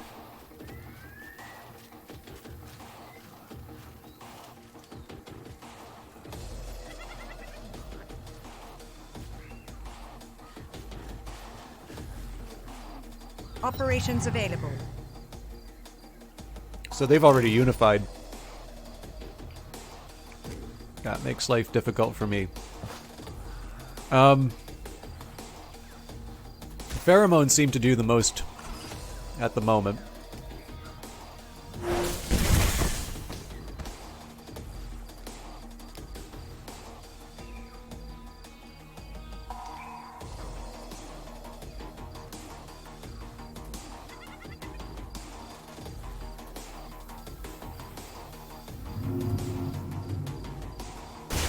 I was really hoping I'd be able to deliver a little bit more on that attack.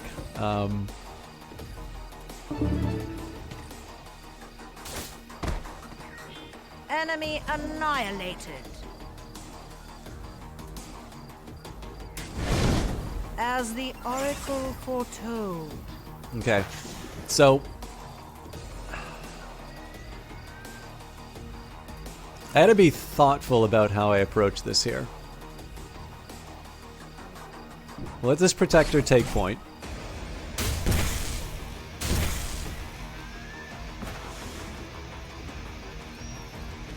So apparently I can just straight up eat this one. Enemy annihilated.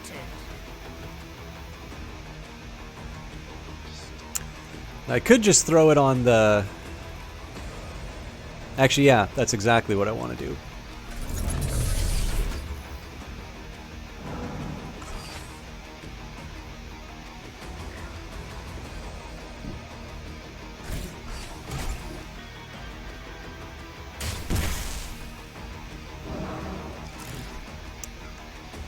And unfortunately, these guys don't get to join the party. I can, however, put down a shield. Okay, so we can do Gift of Adamants. Target ally gains Last Stand, allowing them to remain at 1 health when they would die for 1 turn. When the effect expires, the target will heal for 20. And then Curse of Fatalism. Target enemy gets Fatalism, making it 100% easier to hit and making it fail its resistance checks. Not really worth it right now. So let's go for a high probability attack.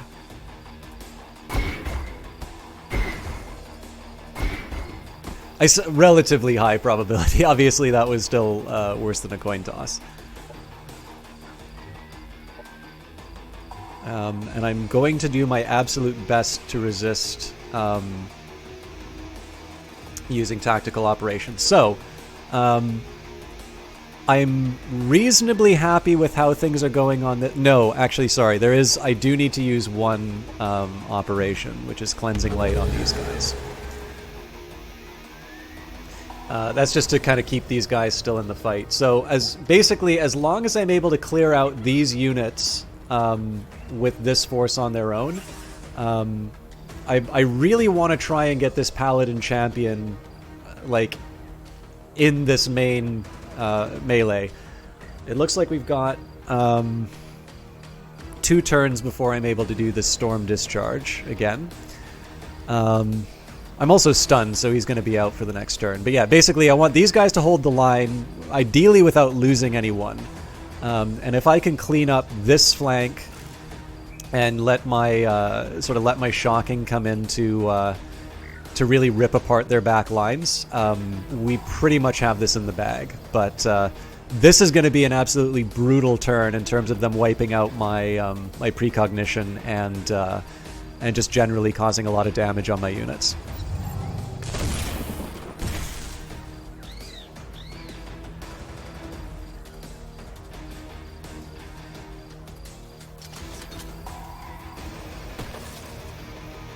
Okay, that's pretty lucky, although losing the melee Overwatch does make me sad.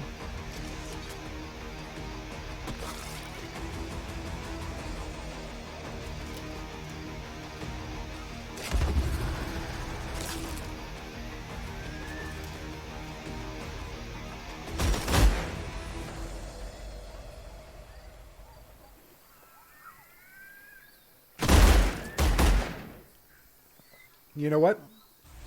I am quite okay with what's happening to my Plague Lord right now.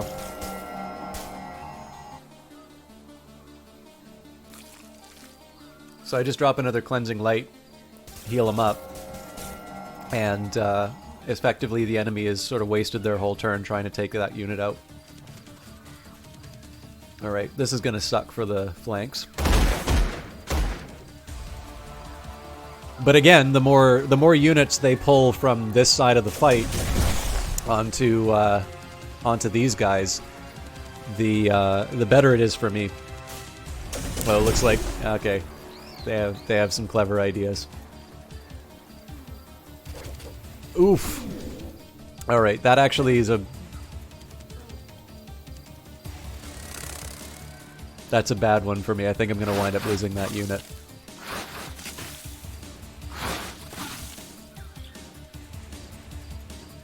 Oh my god, that was enough to take out the Plague Lord. Jesus. Fallen but not forgotten. I don't think I can really afford to lose that. Sorry.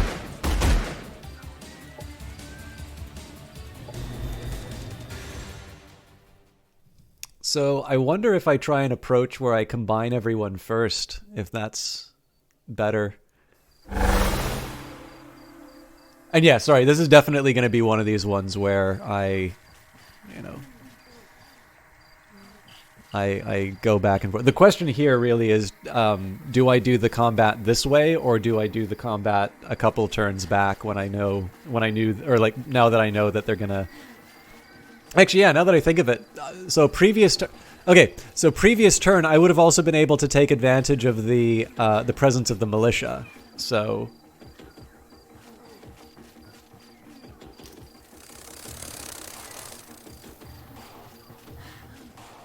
In fact, this is really corny, but...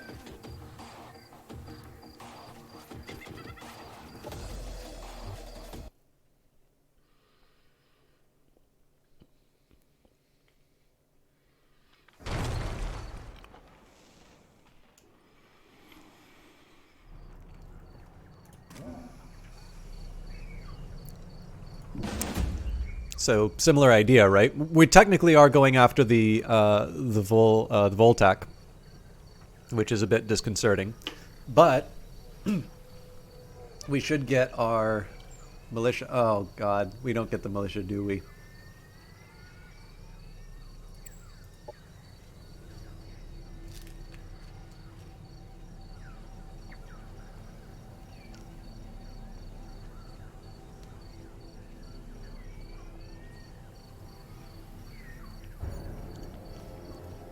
Wow.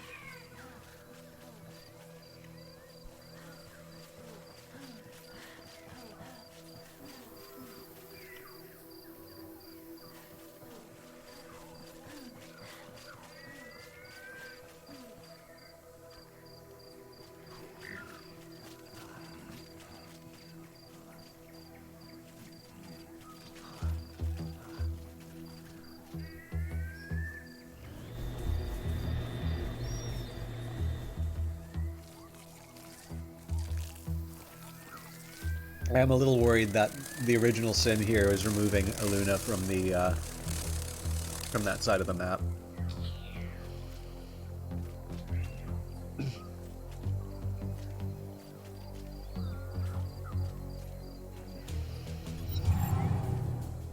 Okay, so let's think about how I'm going to approach this. Sadly, I don't think I have the yeah. That would have been beautiful to just come in and stomp this this group, but no such luck.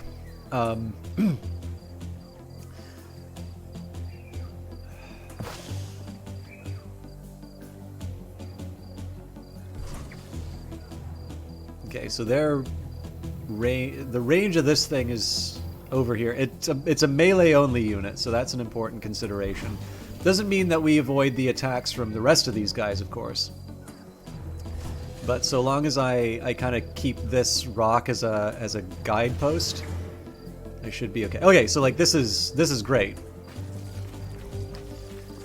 So I'm able to get a cheeky little pick off.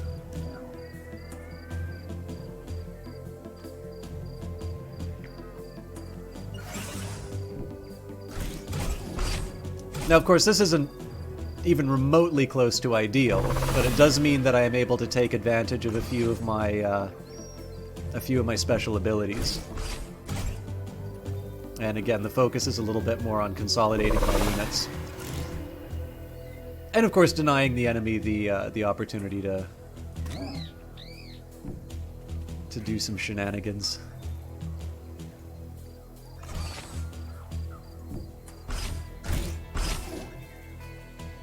I gotta remember I don't get as many Oath of Loyalties as I used to. Now the Augur is an interesting question, so I can sort of move them somewhat aggressively. The big challenge is that if they suddenly become the target for all the anger. All right. So again, nothing I can really do about putting this unit into the fray right away. So in this case, I'm just going to try and move them close to where I think the action's going to be. Here, there might be an argument for me to do just a full move forward. It's not something I'd normally do, but in this case, I'm just sort of reinforcing. Again, it does invite some questions about what I think I'm going to do here. Although, you know, short of being able to get an attack on this unit, I don't really see a whole lot that that Tristan's really going to be able to do this turn. So this is going to put my hero in some risk. This definitely doesn't count as cover. But it does move him closer to the to where I want all of my units in general. And again, Roy is a nice to have. Roy does not actually contribute that much to these fights, so if he's a little slow arriving into the battle, that's fine by me. So it's not ideal, right? We've got reinforcements coming from this side. These units are not all that far away. My hope here is that they overextend with these guys and attack me in my point of strength. But at this point here, I've consolidated my troops, and the hope is that I'm going to be able to pick them apart before tragedy strikes.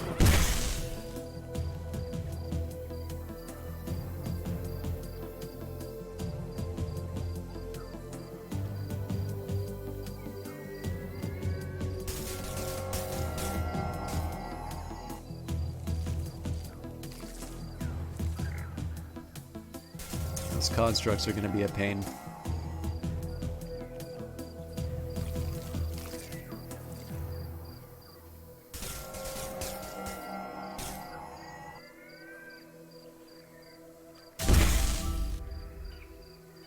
It's occurred to me I'm a bit light on area of effect attacks, but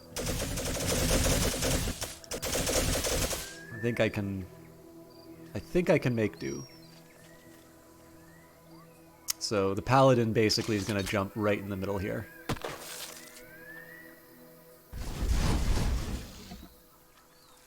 It does leave me in a little bit of a complicated spot with the Voltic, but I think what I'm going to do there is this is going to be the one that gets the I kill you in one hit attack.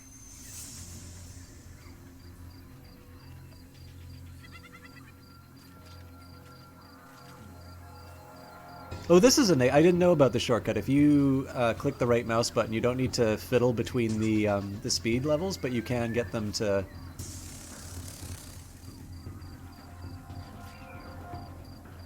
Oh, is it? Okay, yeah, so it's basically limiting it to the unit that's currently moving. Yeah, so they've kind of got their... They've kind of already consolidated their units. This is going to be hard. So the first question, of course, is whether or not I can afford to ignore their elite units. So we'll take the atomic collapse. Goodbye! That's ridiculous. I would be raging if I had to do... Oh, nuts! Okay, so they managed to take a point off of this guy. He's not able to do his big fancy move. That's a shame. That definitely bought them some time.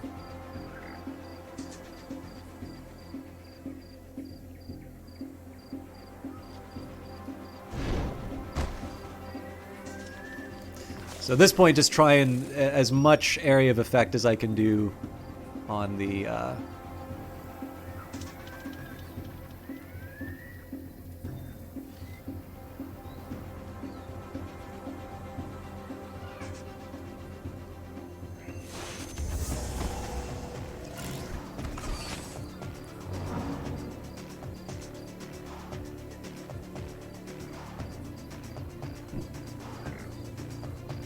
Hopefully. Nice. Enemy annihilated. So I'll admit I'm not crazy about wasting Volt Sabers on constructs, but those constructs can still remove my my shielding. So, speaking of, oh, they canceled the attack. Oh no, and I can't even reach the others. Ah. All right. Well, this just suddenly turned very bad for me.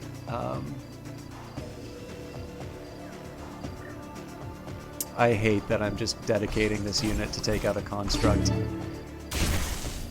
Enemy annihilated.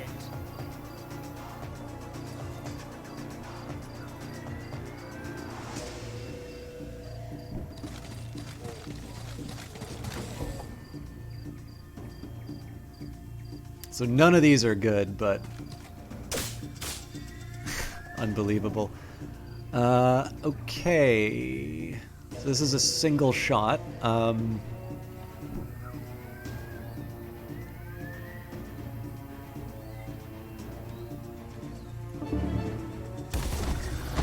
Again, I hate the fact that I'm wasting all of this on sort of piddling units, but so I can start punching this construct, or I think I'm going to use the pheromones here.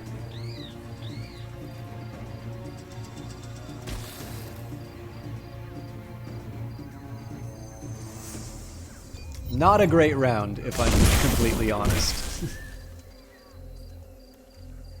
Hopefully the Paladin's going to be able to come in and balance the scales.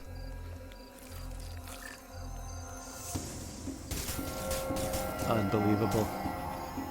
That's the big thing. It's like it seems like we made some progress by killing units, but all that we did was we made progress by killing the additional units that they brought in.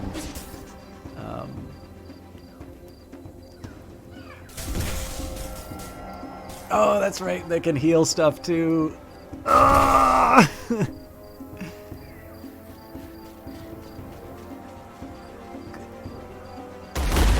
I am not in the right headspace to be dealing with these kinds of problems right now.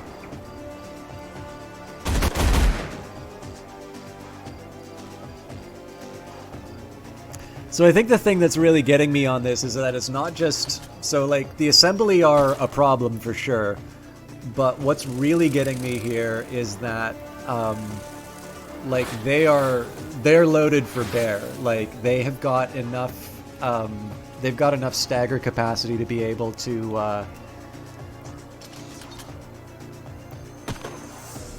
they've got enough stagger capacity to basically be able to take out, or to immobilize, my Plague Lord.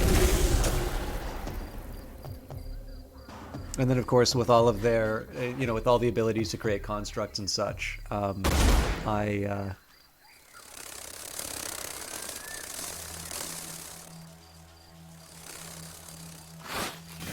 can definitely see why the AI got clobbered on this one.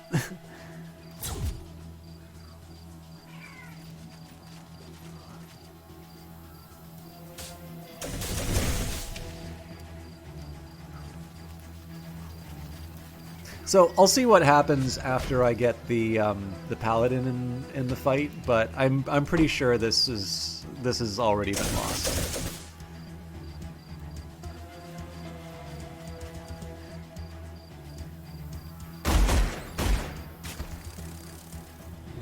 So like even with them taking out their own guys with shotguns and such, I'm still in a really rough spot. Okay, so one thing I can kind of hope for is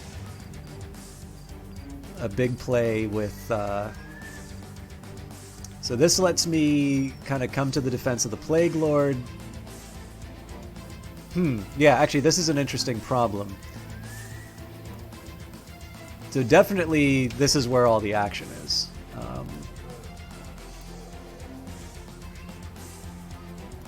Yeah, I feel like I kind of gotta go here.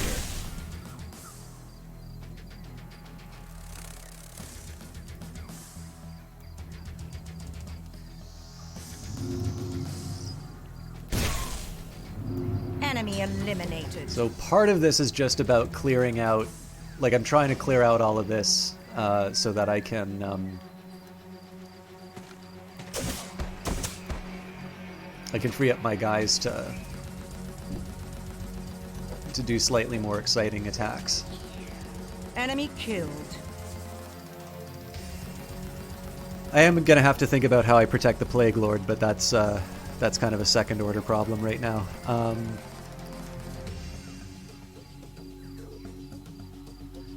It's probably better that I get rid of this unit.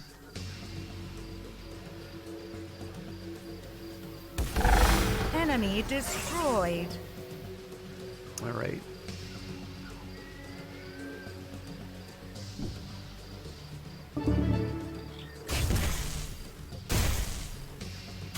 I got very lucky As there. the Oracle foretold.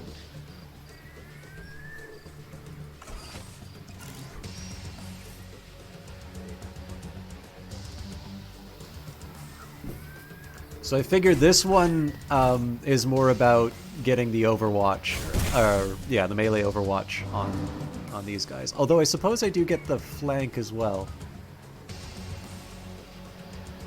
So it may be that this hero is able to finish these guys off. That protects my Plague Lord. Unbelievable. Yeah, so I can...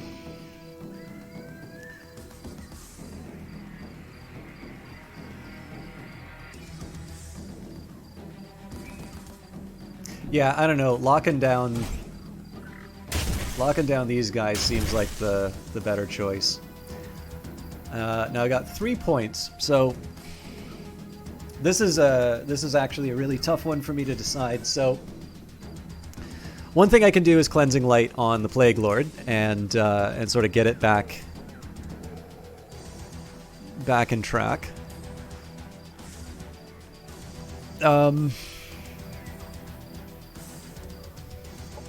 So if we did an Arc Discharge... Now again, remembering that the Assembly are kind of...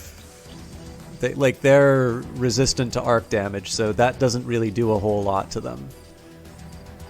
You know what? And it only goes up to 3 units, so I'm not sure.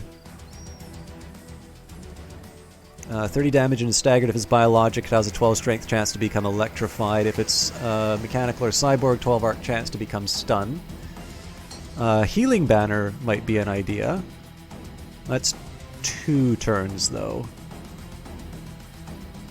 Enemy units in a 1 hex radius gain 10 damage and a stack of entropic decay, or... Okay, so if I drop one of those...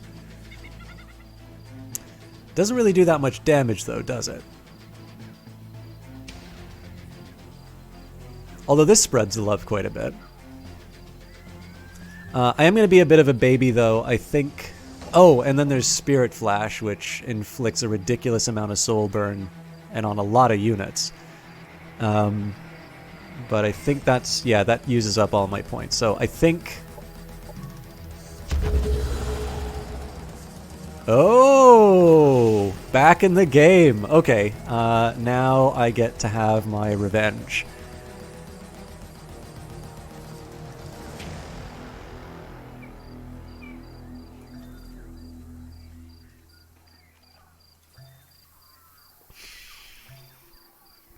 Okay, so the serrated spikes are not a guaranteed kill. The tentacle lash is, so it feels dumb to... Enemy down. It feels dumb to waste a unit on something like that, but I'd rather minimize the number of things that are causing me damage.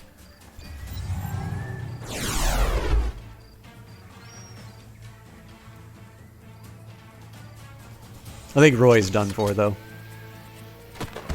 Fallen but not forgotten.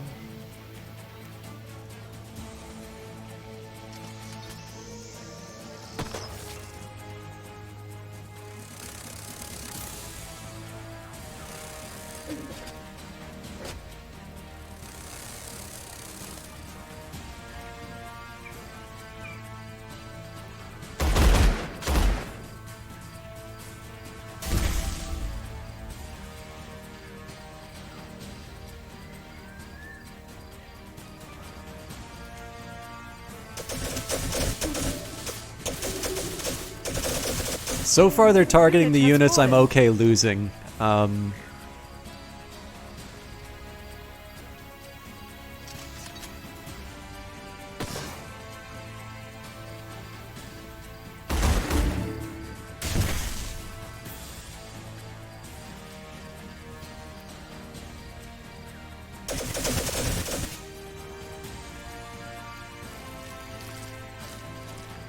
Oh, we gotta get rid of that guy or he's gonna construct. Yeah.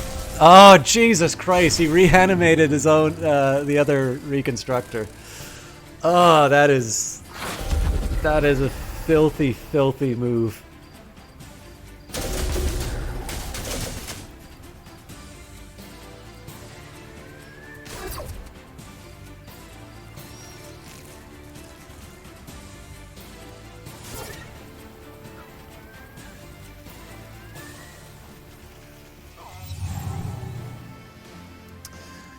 Okay, so we got to think of the order in which I want to do some of this stuff. So this guy's clearly got to go, so we'll start by smacking him with the saber.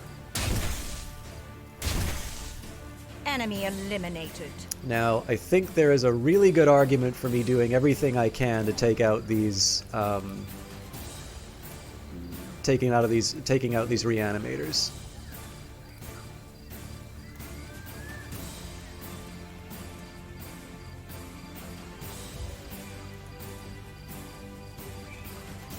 So this is partly to inflict the stagger. Cool. So I get to drop the Acriminus. As the Oracle foretold. I also wanted to get the kill because now he gets his precognition back. Right. Paladin Champion is...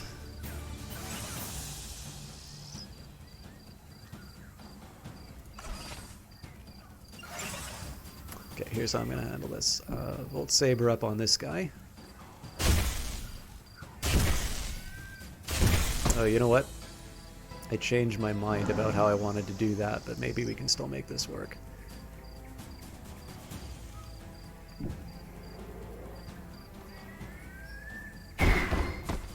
As the Oracle foretold.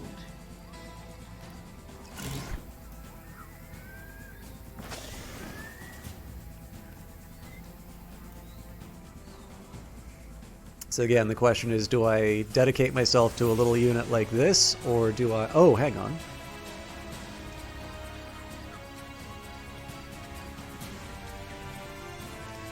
They had a lot of guys crowded together.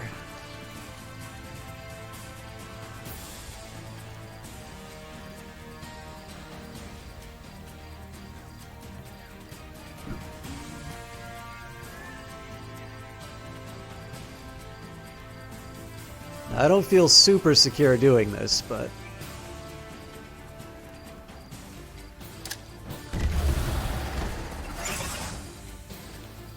And I guess... Oh no, we still have a Paladin Protector to... Okay, so this Paladin Protector can't do anything attack-wise, except over here. Now, at some point I do want to be dropping my Emboldens. It may actually Enemy be that eliminated. I'm doing this sort of a turn too late. Wait, is that guy still... Oh no, that's the bees.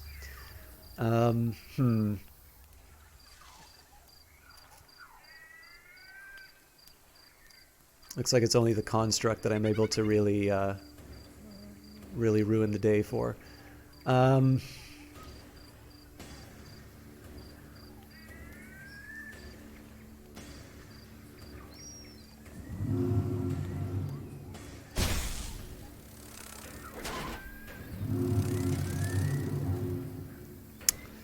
I was hoping for something a little better, but... So I can try a Cleansing Light. You know, Healing Banner might be welcome. Yeah, that's just what the doctor ordered, actually.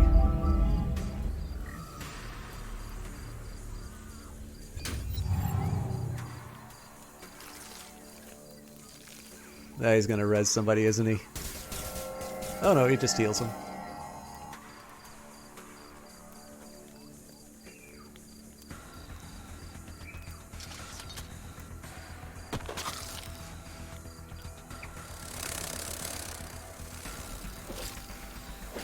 So we can't afford to ignore this thing forever, but we're actually doing okay, all things considered.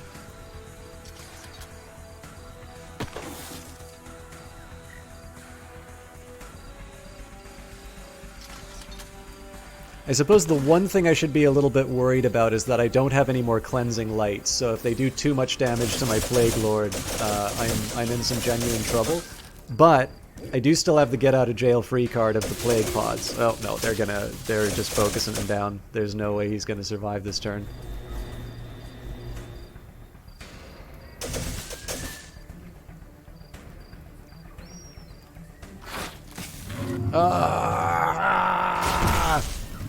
Enemy annihilated. Alright, I'm sorry to do this.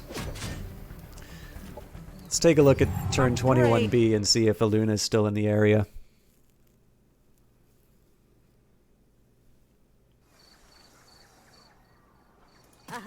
Oof. It's a lot of work I'm undoing.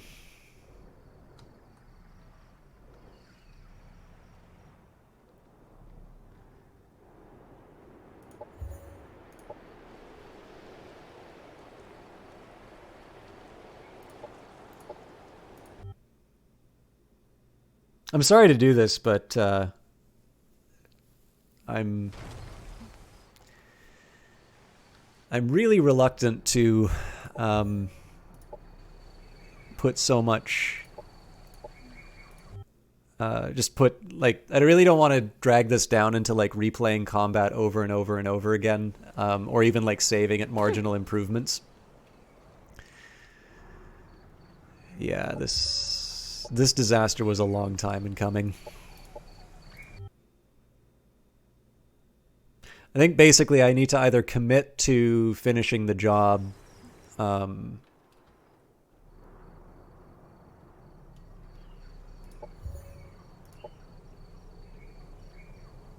it's a 53. If it's not 53, then I don't know what I'm going to do.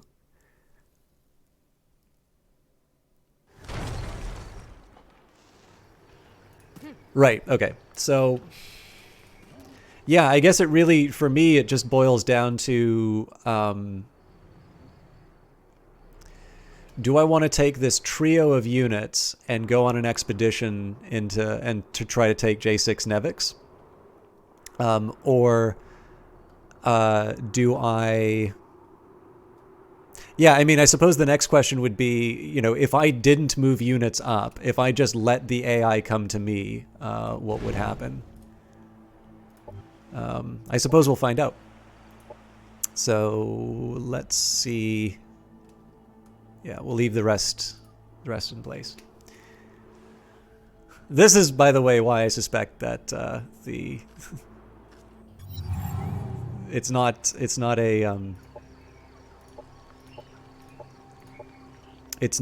so much an Age of Wonders Planetfall thing. I think it's a way I play Age of Wonders Planetfall thing that's keeping people from engaging.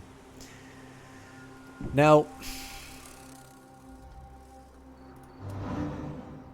yeah, I think the answer here is we're going to focus on this first. I also think I'm going to take Vraskal. So as far as I can tell,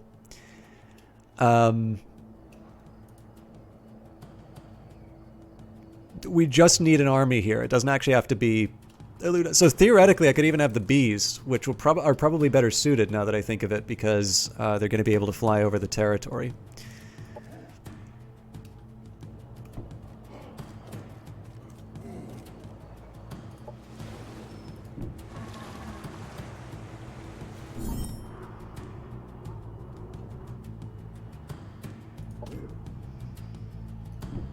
I'm going to move back to the greenhouses. Looks like we still get a bit of info in terms of what the enemy's up to.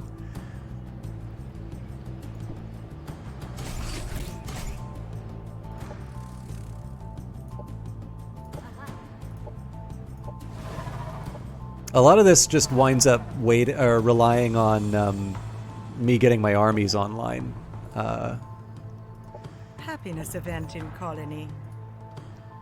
There's in fact a side of me that says maybe we should just try and fill out the ranks of this army, right away. So what would I fill it up with? We need. So I suppose we would. Oh yeah, that's right. We don't have the we don't have any of the other infrastructure in place, so we can't give them the units I would normally want. Fair enough. Happiness event in colony.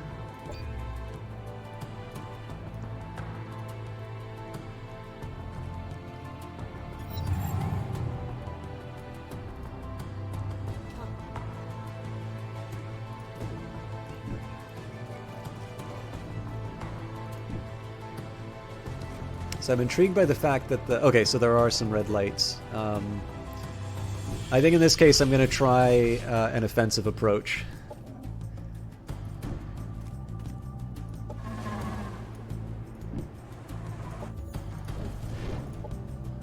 A nice big energy siphon. Production ready. So I suppose the good news is that we're not losing too much time.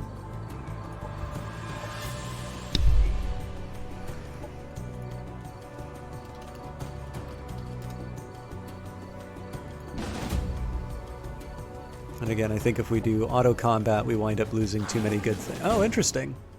All right. I mean, I think we lost fewer units than. Objective completed.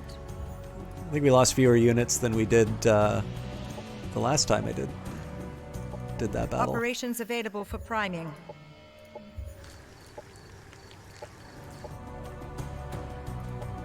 So sadly, I can only afford the one. So we're still, oddly enough, we're still at the same same strength for the army. But overall, not a disaster. Now, I am a little curious. So if I were to say we're going to go all in on the Western frontier, it would take him 6 turns to move into place there.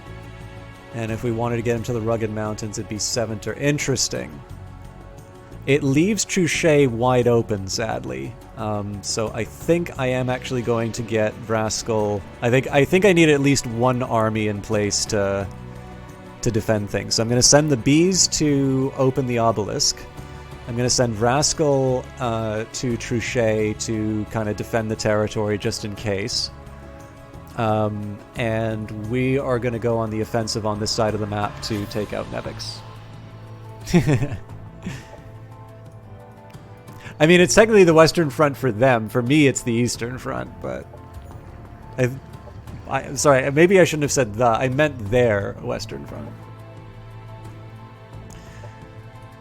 But basically, now that I know how much of a pain those other units are, I kind of need to...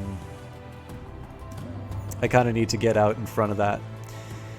Okay, so I want a Paladin Exemplar Fibrillator and a Paladin Champion. So that will give me a total of 4 units, and I have 6. So what are the other 2 that I put in place?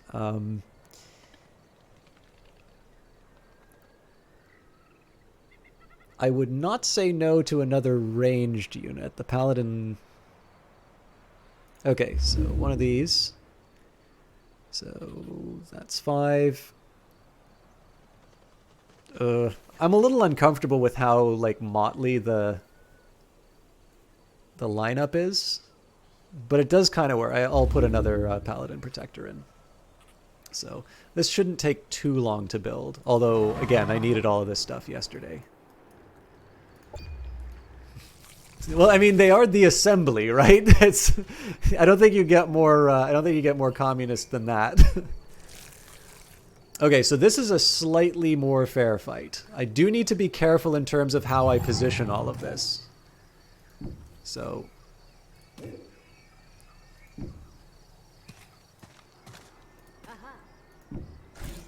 So I'm specifically building it this way so that Eluna comes in on this unit here. And we wind up with a triangle at the end.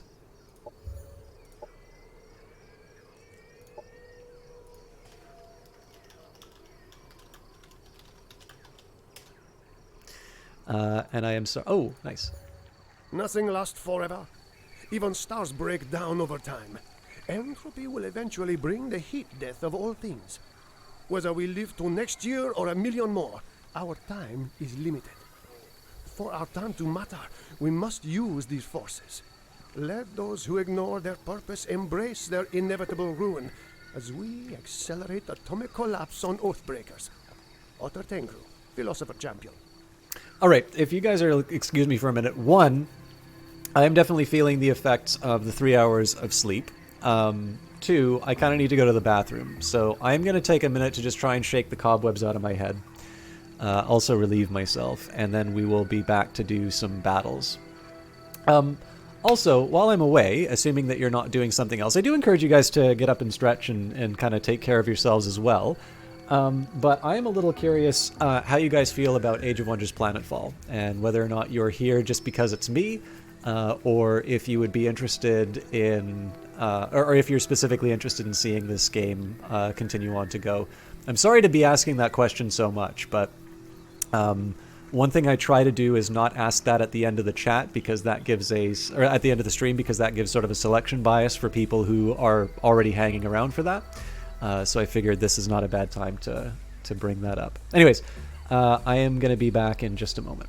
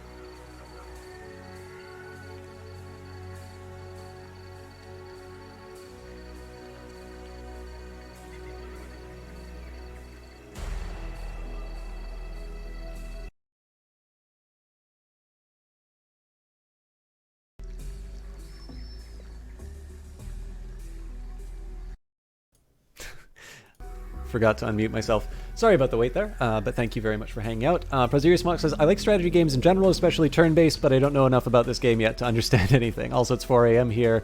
I've been trying to fall asleep for the last 3 hours. Yeah, I was in the same boat last night. Hopefully, I'll be able to sort of reset everything. But I also have a little more recording to do. Okay, so I think...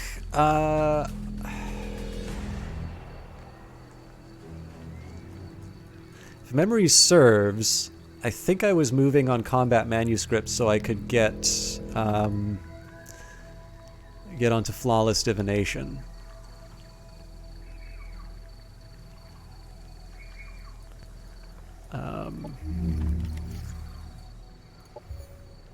course you can't live in this industrial zone.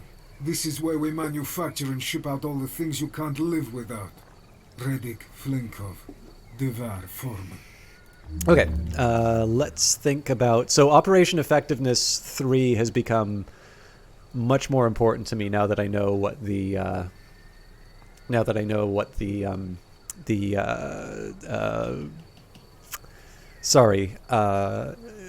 like what my tactical operations are going to get. And I also forgot Operations to available for equip priming. the technologist.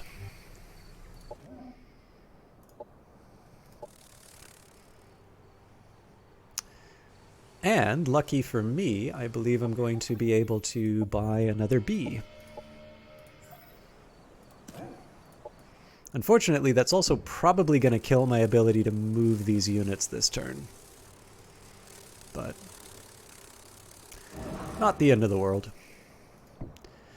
Now, I think they did move, but I think they're making a move on Truchet, but they definitely seem to be somewhat hesitant in terms of their movements. The bees will take 4 turns to get to the Rugged Mountains. Not great, but not a disaster either. Oh yes, okay. And the time has come for some proper battle. Now, this is probably the most favorable battle that I can take on. So in this case, we will be ripping apart a lot of their supporting units. So this is the night, like, one, we're in a position to take out the Voltic. There are 2 of the reverse engineer units. And then the rest of this are kind of their foot soldiers. So that the remaining unit is the one that has sort of the other... Basically, as a whole, this is a much more fragile set of enemies that we're up against than in the previous case. I'm going to try the auto combat. I will enable TAC Ops just to see what the AI does. But I think this is one that I'll want to take the field for myself. Wow. I mean, I'm sorry to do it this way, but I am trying to make up for all that lost time in terms of the blunder. It's really hard to argue with that outcome. They very clearly used the... Actually, I should have seen the replay of that. That is actually a shame that I didn't do the replay there, because I think I could have learned a lot from seeing how the AI handled that. But as it turns out, this is exactly the condition that I needed. Apparently, I can't rely on having the militia to participate in the battle. So we take the fight to them. It turns out that we attack them in their weak spot. Now, when we go to take these guys out, yes, there are 2 reassembler units, but there really isn't anything else for me to worry about. The Vorpal snipers are going to fall to pieces as soon as we get melee units in range. And as long as we take out the reverse engineers before the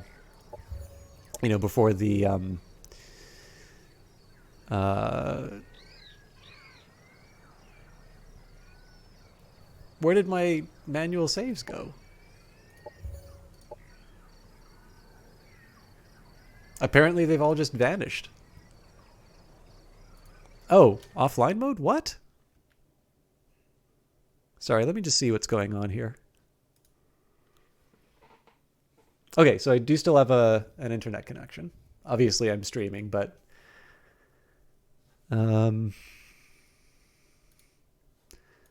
Does Steam have, like, Monday maintenance? I always thought it was a different day. Okay, either way, Oh, here. Okay, we're back.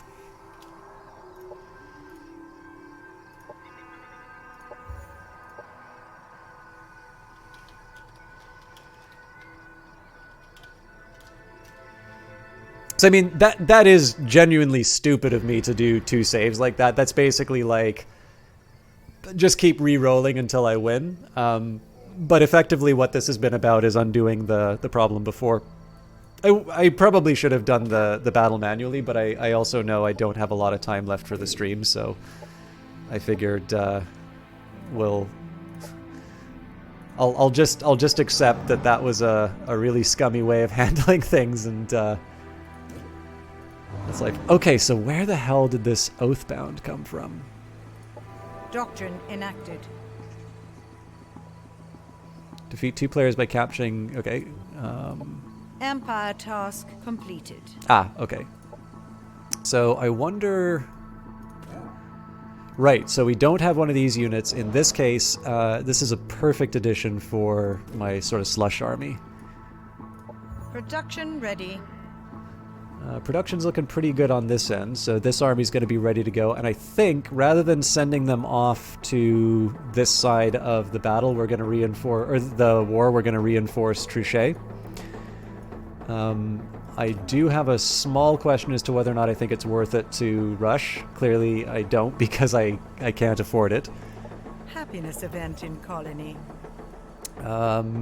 Yeah, I mean, really, it's kind of a race against time as far as getting all the stuff that I need built. But after that battle, things are sort of looking up. At the very least, the AI is going to need to reconsider some of its more aggressive moves. Okay, they're still moving on Truchet, so we're gonna... That, or they're possibly gonna take on Calm Expanse, which is gonna be not so good for me if they do. Interesting. I'm not gonna save it. So, the problem that I'm running into here is, now that I know what the AI can do as far as, like, moving between objective. Yeah, actually, I guess there's really no way for me to solve it. So either they're going to take Truchet or they're going to take Calm Expanse, and they're basically going to move to the one that I... Actually, you know what? They're more likely to take Calm Expanse than anything.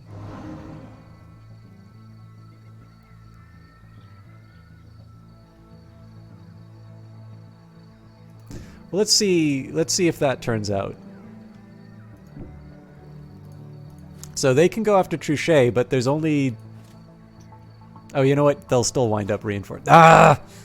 That was a blunder. Alright, well, let's see how it goes, but I'm probably going to have to reload this turn and keep Frascal here. I was thinking because this guy was out of range, they're more likely to take Calm Expanse, but it occurred to me that if this guy moves into position and then this guy does the attack on Truchet, then they get 2 units worth of reinforcements. Purity and purpose are the only method the Oathbound can use to justify battle. There are irrevocable consequences to violence that only the pure will walk away from. A warrior must possess moral clarity, or they have already surrendered to the enemy.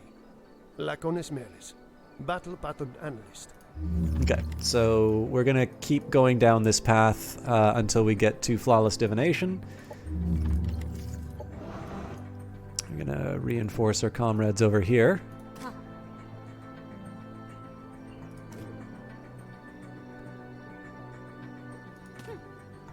Okay, so this is as far as I can move on this turn.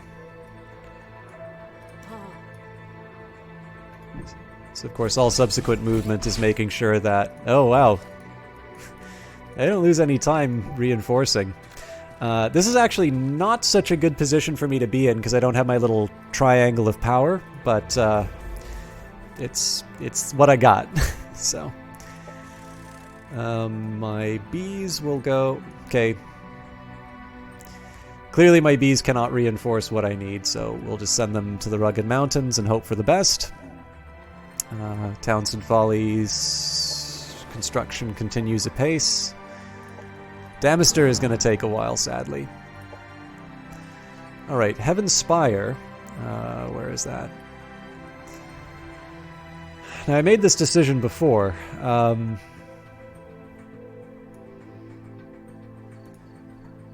think we take the Stadium Arcadium, and that'll let me also build the... Actually, now that I recall, yeah. So maybe this is where I put the orbital relay. Although, of course, I'll still need to find an orbital relay, and one of the... probably Townsend Folly is the most likely relay candidate. Maybe here. Or here.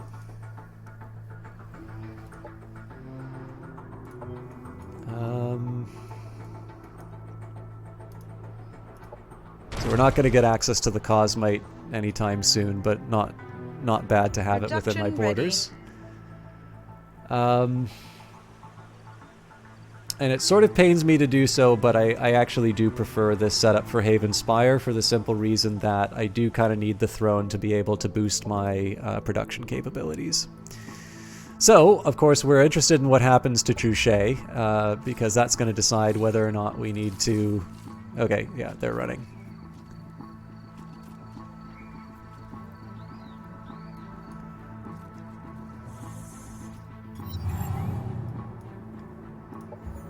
Stop vacillating between poor habits and a better life. Power comes from commitment. Make up your mind and you will no longer fall prey to the forces that would exploit you. Take an oath of devotion. Elden Fairley, Exemplar Emeritus.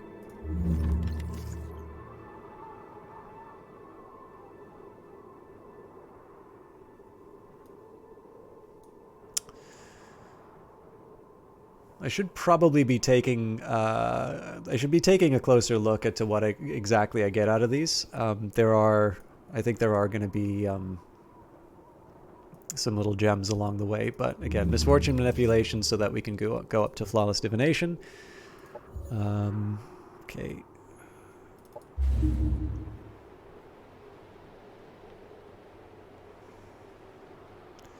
Not the most important thing I could be building right now, but I figure we'll need a recreational dome sooner rather than later.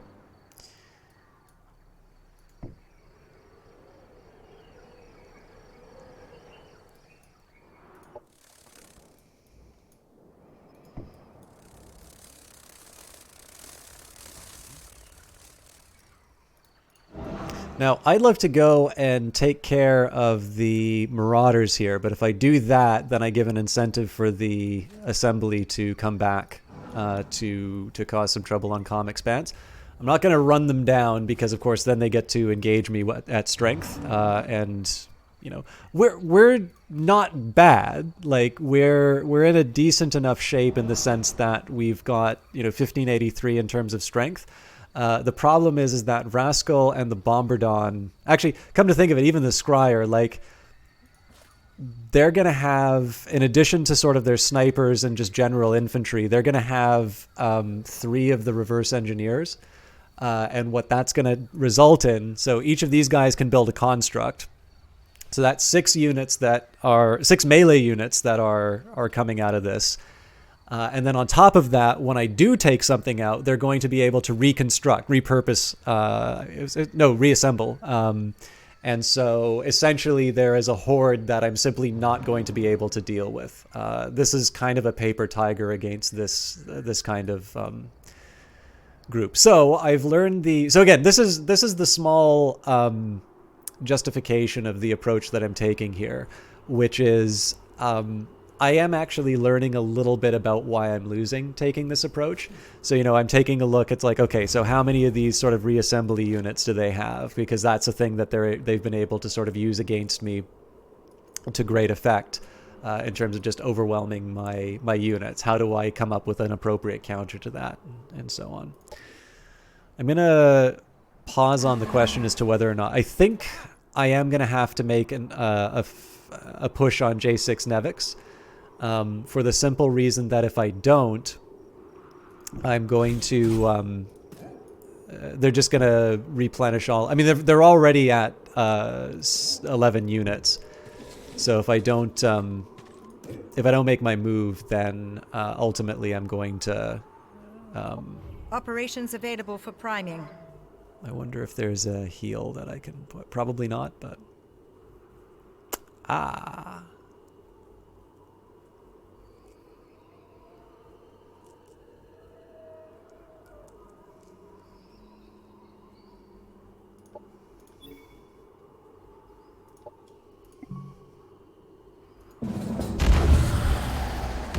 Soulfire operation was successful. The enemy units of the target army suffered 20% damage and are afflicted by soul burn for 1 turn.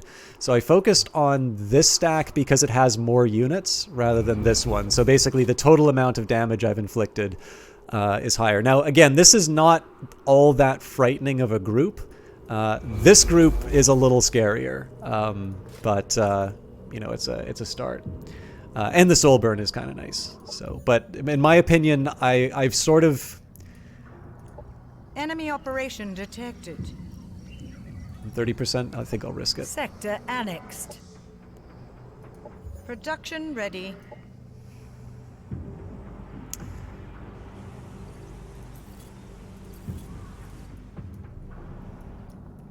But yeah, so I feel I'm kind of compelled to make the move on this on this city because, well, one, I've just used the operation, but two, every turn that I pass by is another opportunity for them to build units. All right, this says it's a low risk battle. I am actually going to try the auto combat again just to see how low risk it really is. I do find sieges a bit frustrating. Yeah, we lost a little too. We lost the paladin on that. So as cool as it is to see the enemies wiped out, let's see if we can do better. And looks like they do have turrets, which is going to be inconvenient.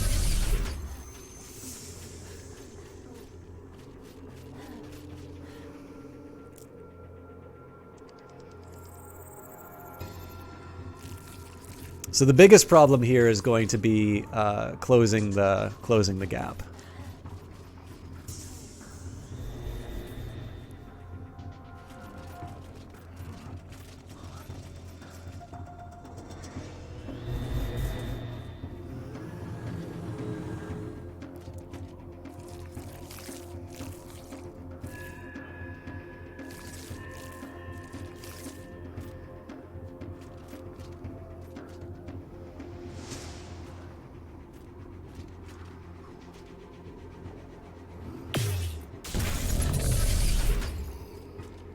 I believe that maintenance repair is a once per battle move, so I'm not so worried. I am a little weirded out that I don't see soul burn on those units.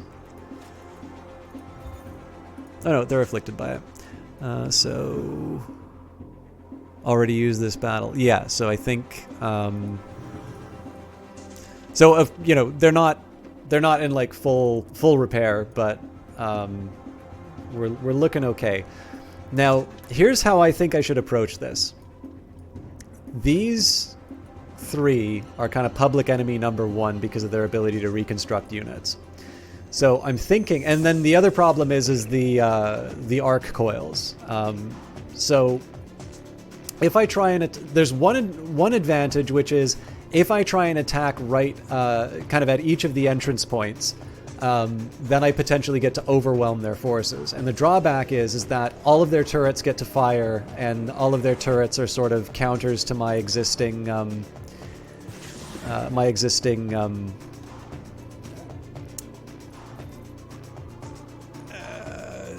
like it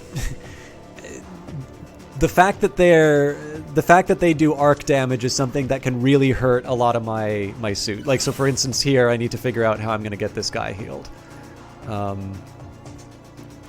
So to minimize the number of things firing arc weapons at my units, I might just try and go straight up the middle, which again seems a little weird, but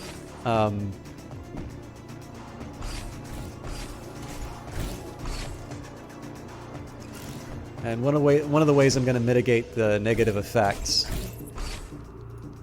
is okay.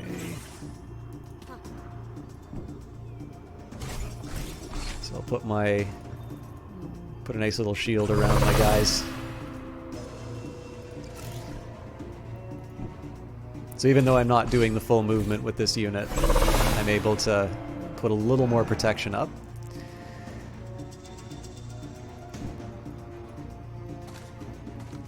Now, I am curious. Yeah, I gotta take the chance.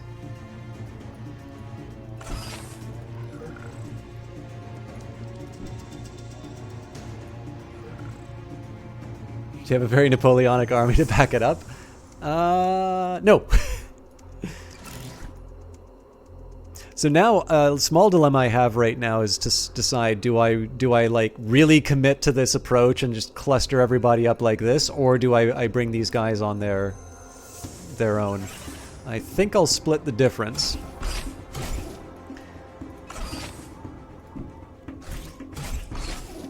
So these guys, again, we know that we're gonna have bombs dropping on us.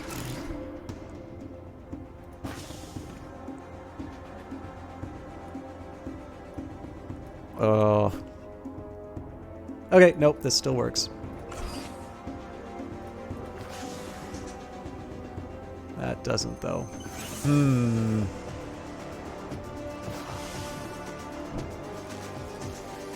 I really don't like this unit taking point, but I have a chance to... Yeah.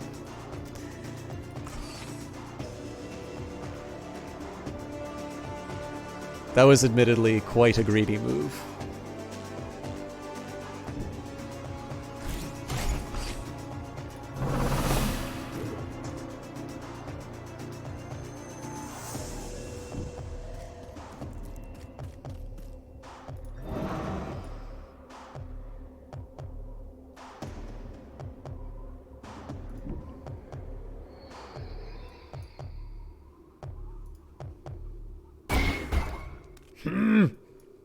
All right.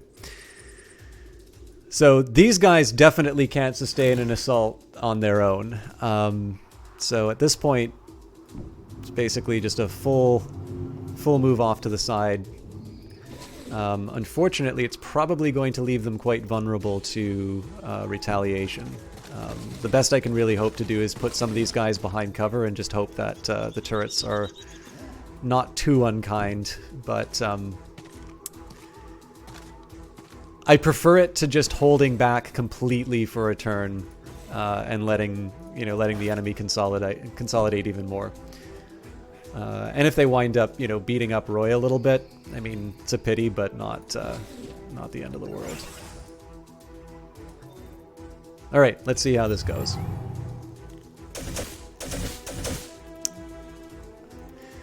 These guys really seem to be good at taking out their own guys. Oh, God.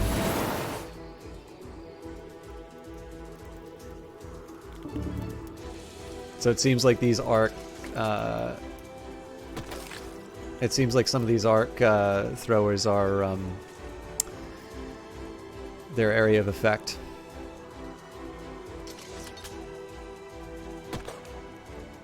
Now, a real shame here is what just happened to the Plague Lord, because it's got concussion. Oh no, hang on. Something else got concussion. No, it was the Plague Lord. So that's going to block a bunch of my guys.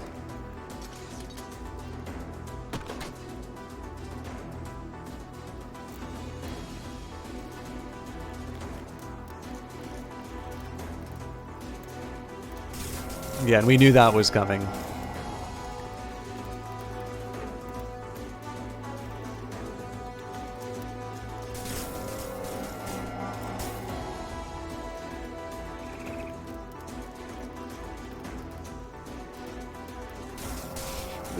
So many.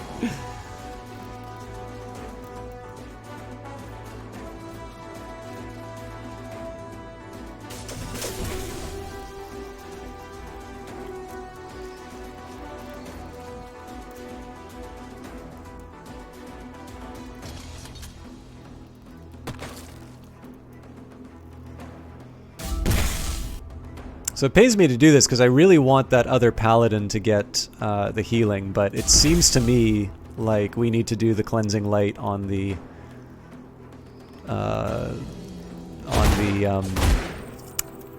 Plague Lord.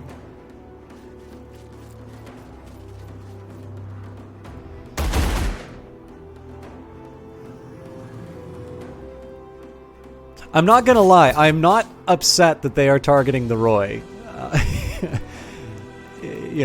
Of all the units that could be hit by some of this stuff. Shall be honored.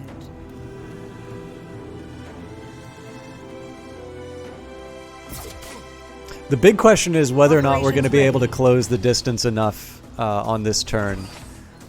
So again, I don't really have any options here. I don't feel good about it, but Cleansing Light on the Plague Lord.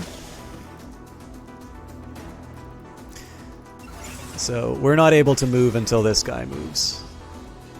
The question is how close into the action do I want to go?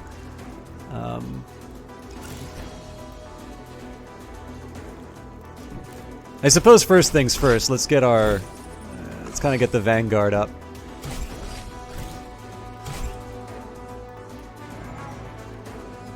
This guy only needs sort of the one move to do the attack.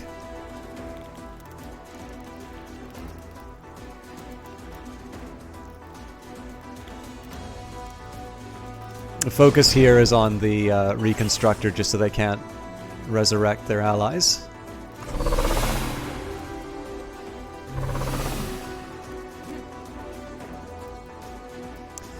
So I need at least one unit up here to deal. So obviously there's going to be baddies coming up to try and eat my archer. So Eluna is going to be on that task. And again, there's probably going to be some area of effect that makes me very sad here, but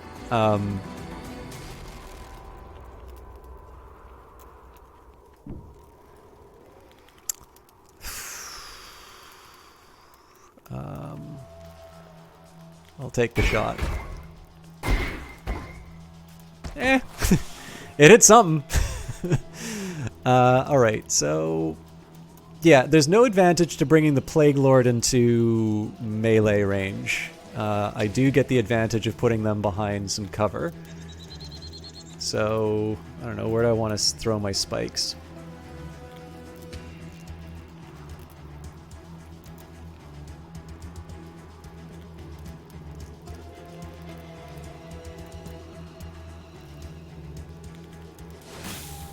Ugh. I'm still kind of the opinion anything that can resurrect enemy units needs to die, and very quickly.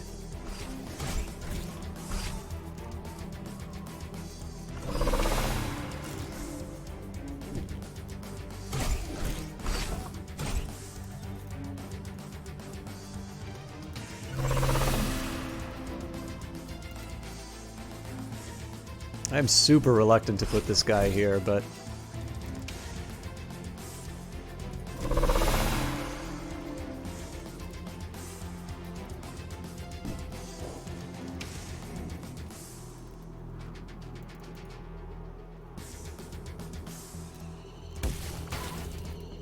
trying to focus on what matters. All right, Roy.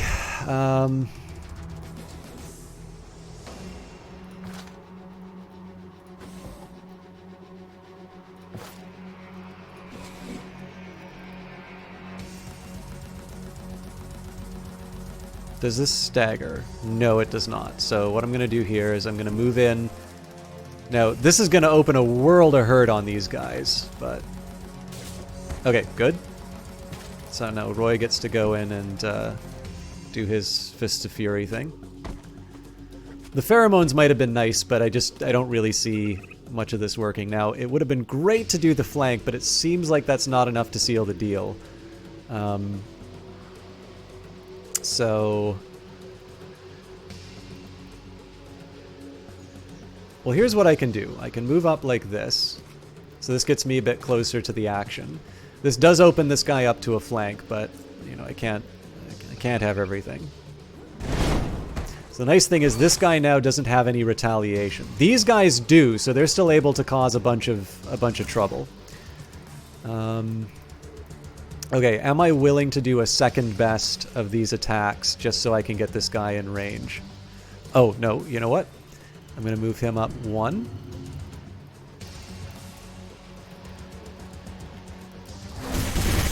Surprise! And I get to... oh, this is a good... alright, so all these guys are completely stunned. I think I'm just going to straight up take this guy out. I am apparently not going to take that guy out.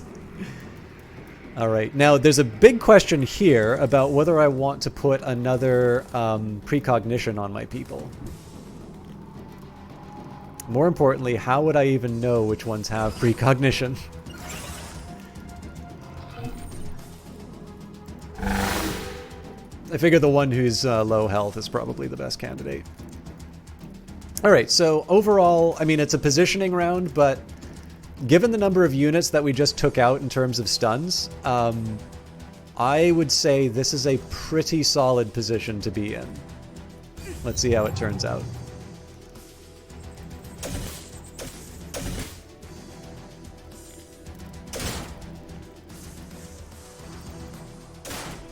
So yeah, the bouncing attacks are definitely a liability.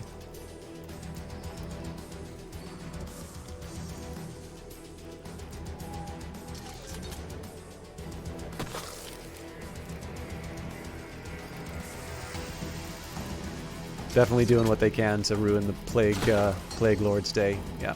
So I either need to do another. Oh, that was. I thought that would have been Roy that they were going for.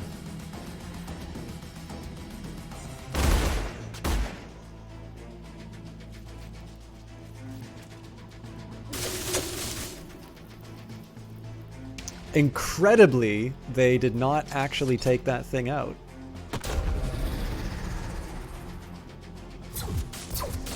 Okay, yeah, now these units are getting lost.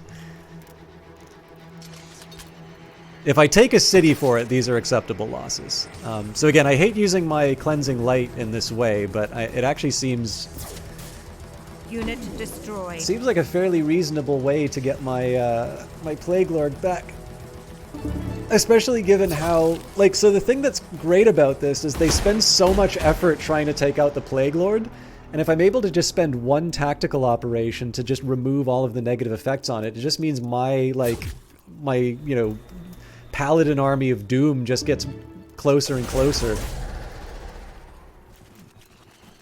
Obviously, I need to be careful with my... As the Oracle foretold. What got taken out?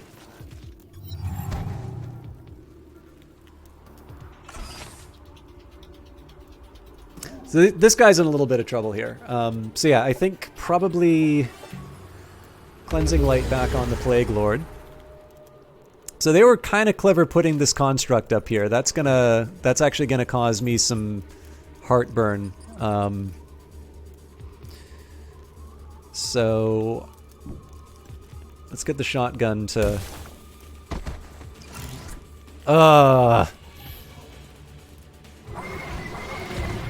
Enemy destroyed. So the reason I did that was so that I can clear the way for all my other units.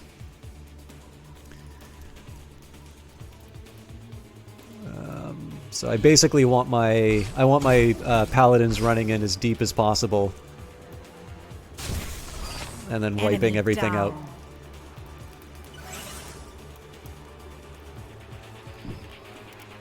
Now clearly we're not going to be able to take everything out, but we can, at the very least, we can sort of close the gap and sort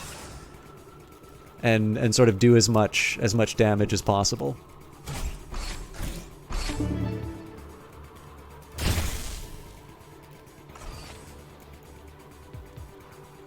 I believe the resurrected unit can immediately act. I could be wrong on that, but I'm pretty sure that's how it works. Okay, this guy is... He got staggered, but hopefully this will free up my hero. Okay, so melee overwatch is out. That frees this guy up to either get his revenge or... I think I'm just going to move him to the back row. And... I'm a little too far out of range. Well, I could put down another burning banner. Oh, that's so tasty.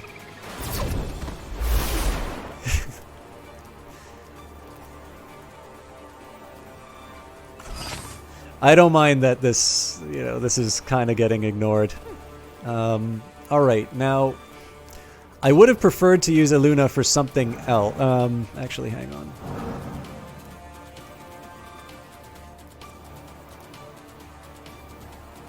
Oh god, you better hit this. Okay, As good. the oracle foretold. So now I can use Illuna to smack this guy up a bit. Oh. Well, that sucks. Alright, well, clearly we're able to get rid of the reanimator, so that's exactly what I'm going to do here. Enemy down. So I believe there is only one of those left now. I'm going to ignore the Plague Lord for the time being. I'm really not sure what I want to do with this guy yet.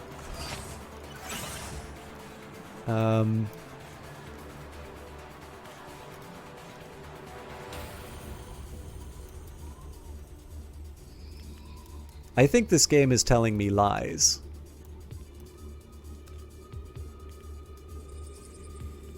Okay, so I'm going to move up like this.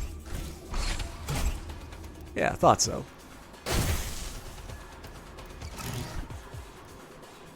Again, I'm going to save the Paladin.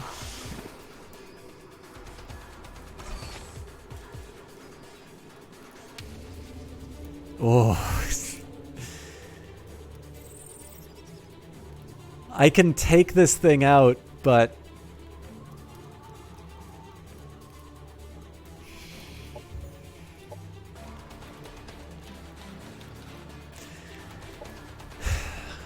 This really is me being a scumbag doing this. So, I think what's going to happen is this guy's going to get flanked to death as soon as he takes out this unit.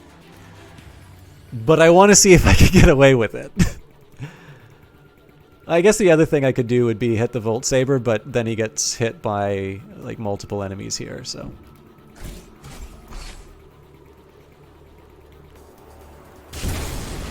Enemy annihilated.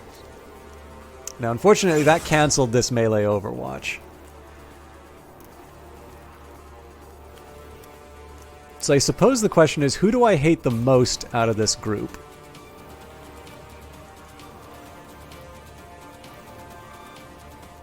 Well, okay, so the melee Overwatch is gone, so I think it makes the most sense to take this one out. Enemy killed.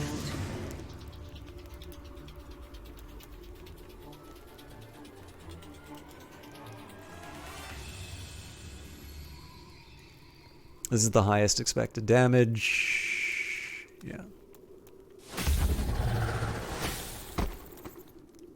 Still failed to deliver. Damn it. Okay. Well, let's see what the next turn looks like.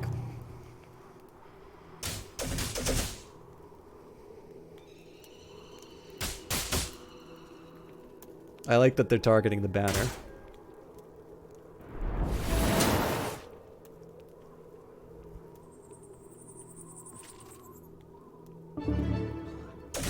Yeah, we knew that was coming. Unit down. I maybe would even be willing to take that loss, but given the fact that it got rid of the melee Overwatch on one of my units, there's basically a better move I can do with that guy.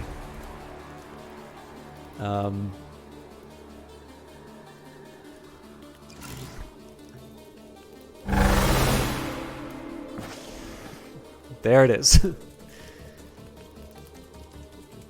And as it turns out, I would actually be able to take this guy out. I just still don't think that's the right call. Enemy annihilated. And...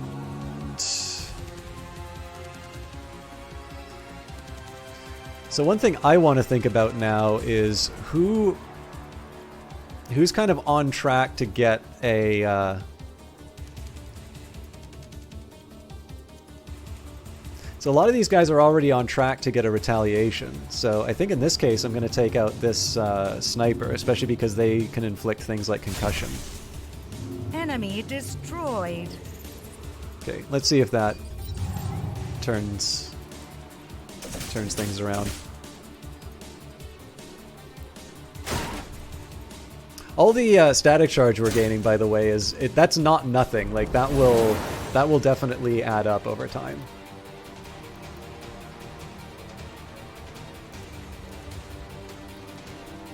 Yeah, that is not a surprise that they're reconstructing there, but we should be in a good enough position to be able to recover them. So this unit has one. Now it's possible they may be able to do their own reconstruct this turn, but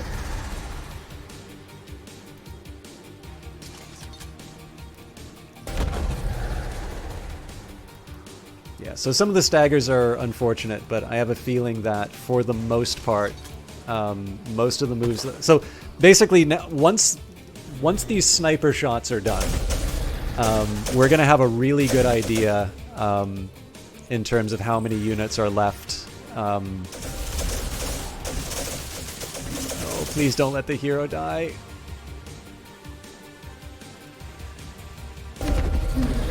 Our hero will be honored. He'll come back as long as we win. But like basically, all these subsequent moves are going to be potentially ones where the melee overwatch comes into effect.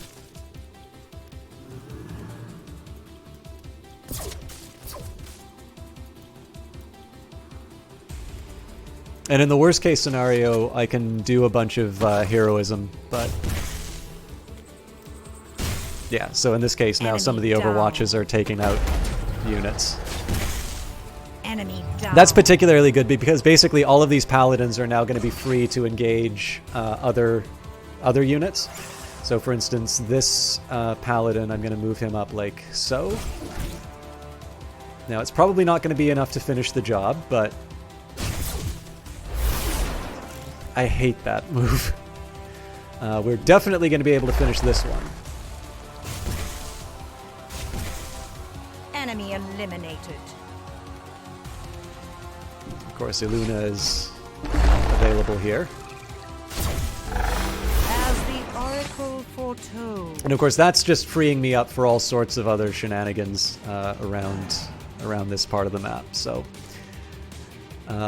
but I would kind of like to see how much damage I can do over here first.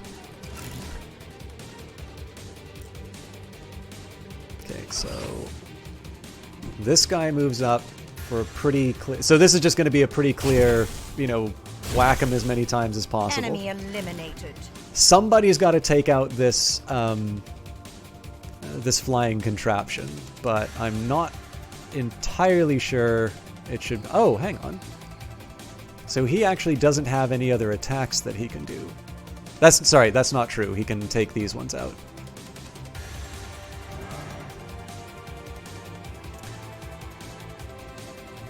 Alright. So what I'm trying to do right now is figure out the best approach in terms of sort of maximizing the damage.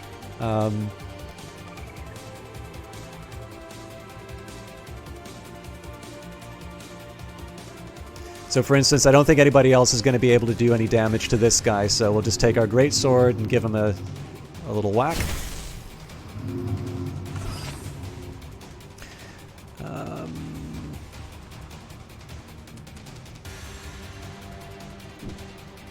This guy's got full health, so I sort of want to charge him in against some of the more dangerous units. Sadly, we didn't deliver the killing blow.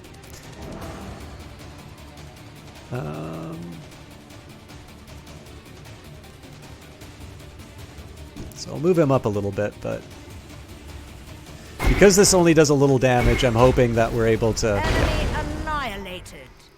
So notice too that I'm taking some of the more distant units here, and this is basically just so that I can have a really clear idea on on what resources I have available. I think here, well, I can finish off either one, so. Enemy eliminated. Although I suppose that eliminates the possibility of this guy doing a melee overwatch. I didn't really think that one through. Okay, well, somebody's got to clear this out.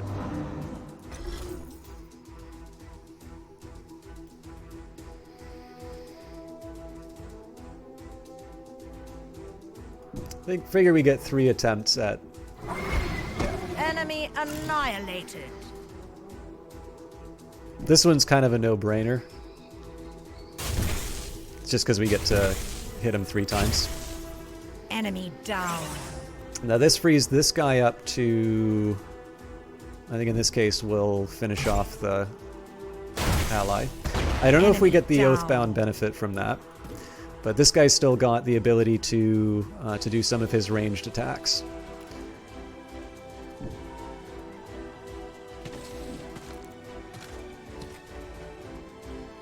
So of course, first priority is if we're able to take out a unit. Doesn't look like that's happening. So next, because this guy... So each of these guys do repeating damage. This guy does more damage overall. So it's a 11 versus a 7. So basically being able to take away 1 point of that repeating attack helps me out. And again, same determination. Is there a way that I'm going to be able to sort of do some kind of outsized damage on the enemy here? Otherwise, I just sort of focus on the ability to do the highest expected damage. So in this case here, 60%'s nothing to sneeze at. It did also occur to me that I have a tactical operation, so I might want to consider putting down a healing banner if I have one. I do. It cost me 34 as opposed to Cleansing Light, which is 21, so...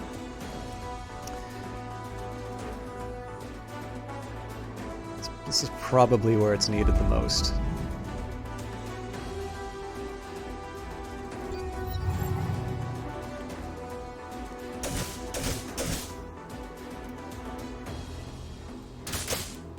A brave sacrifice. Again, it's really cool that they're targeting the burning banner.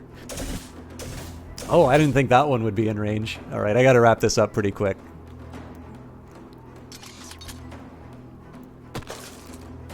Where'd that come from? Oh, there. So yeah, the one real bummer about this approach was that I really didn't capitalize on melee Overwatch.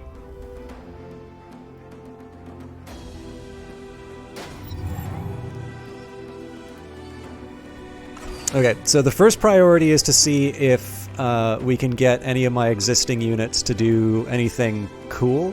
It looks like we can't, but it doesn't mean we write off the whole turn.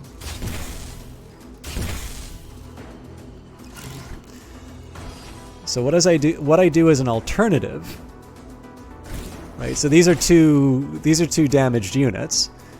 So now I get to put down an Embolden, and we get a small improvement. And again, in this case, I'm able to flank the unit, so good news there. It's not going to kill it, obviously, but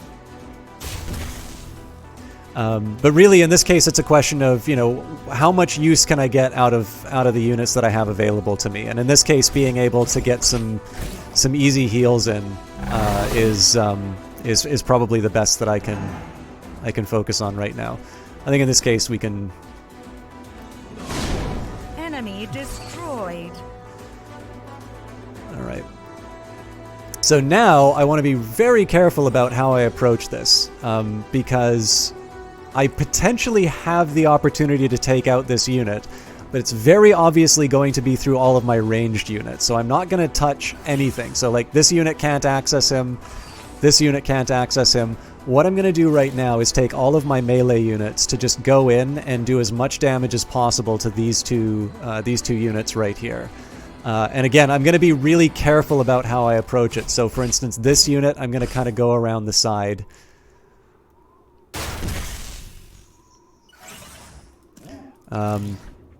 This unit, I can get away. In fact, I don't really need to be anywhere...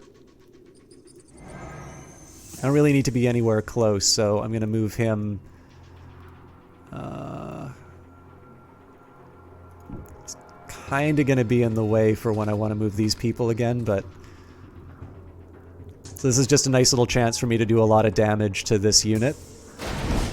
But it also means that my melee units are now more effective. So I'm going to take this unit around the back. this unit around here. So my first priority is going to be on the electrocution. Ah, drat. Just shy of what I needed. Okay, so... Enemy destroyed.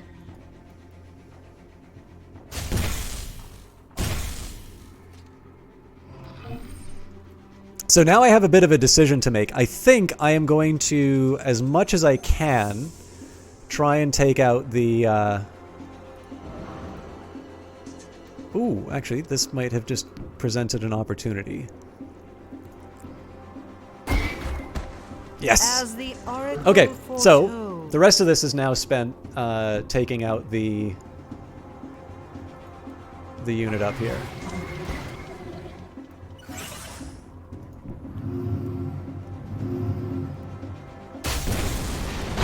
The predicted outcome. And so basically we were able to sort of triage the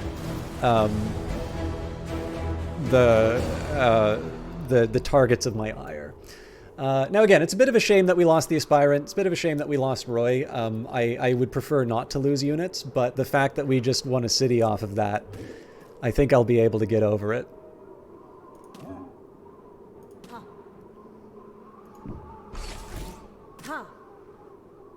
Colony Terran of House Timur. We will... Yeah, raise would be nice, but we will absorb it.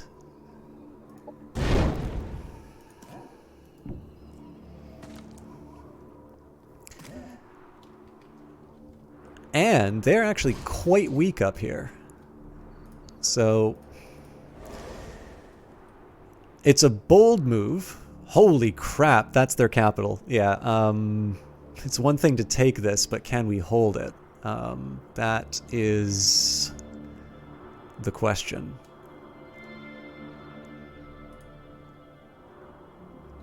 So, if I had my preference, we would go from Javix to claim Neo N3B. I think the problem with that is because of all these armies sitting here, if we do that, they're just going to move and reclaim.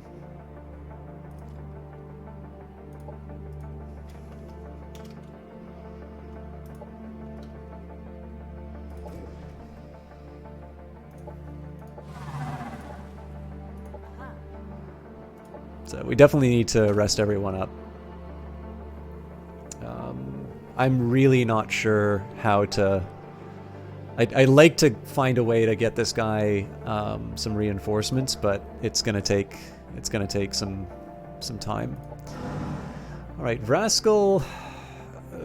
We don't really know what we're doing with him. I think they're just gonna want to. They'll probably wind up moving next turn. At this point, everybody just needs to heal.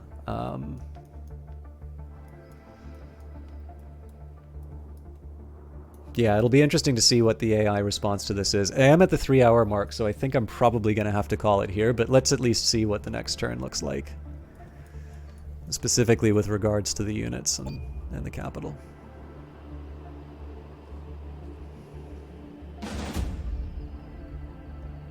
Risky battle. I'm going to disable tactical operations because I don't want them to be... Okay, yeah. Fascinating. They did not move a single unit. And I just got additional ops. Huh. An enlightened civilization will not only care for groups normally considered outcasts, but they will elevate the least among them, thus enriching the whole. So I could spend 6 turns to max out my ability to do tactical and strategic operations. And of course the relative strengths.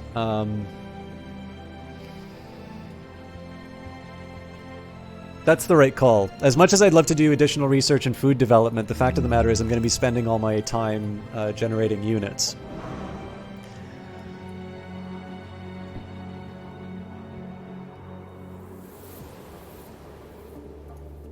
You know, the funny thing is, I may actually wind up... So... Oh, it's so close. We could have that the next turn. I'm gonna sit on that for a bit.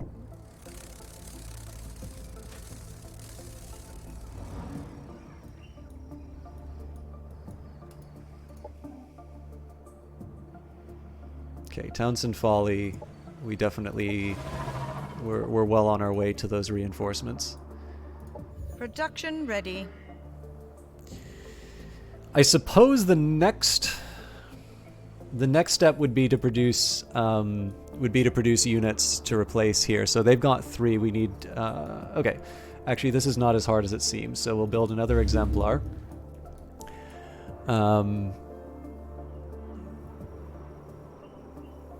They'll have an exemplar, a champion. They've already got a ranged unit.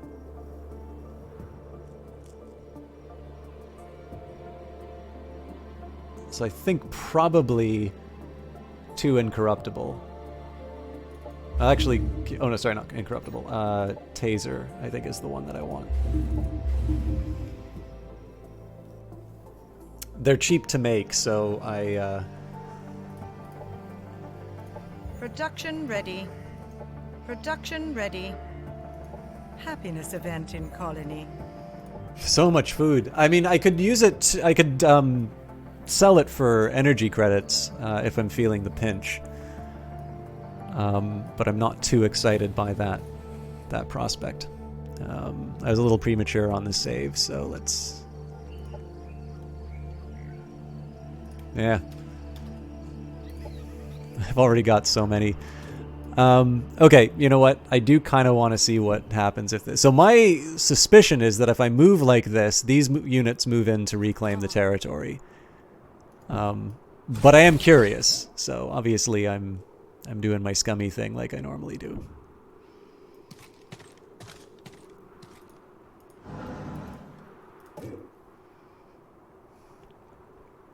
I mean, I guess I can move them a little closer. Actually, I just signed myself up for a world of hurt. They're going to pile on that guy. I wish I would exercise a little bit more thought before doing moves like that.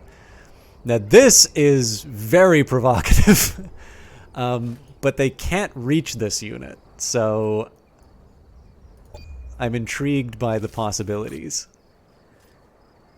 Hey, welcome back, Mad King Brutos. Really? They're not coming to defend... I have no idea why, but I'm happy that they're not.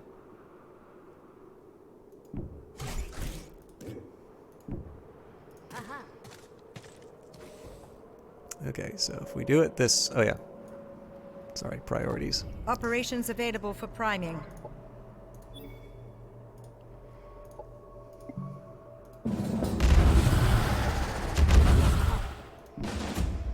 So again, if we enable tactical operations in auto...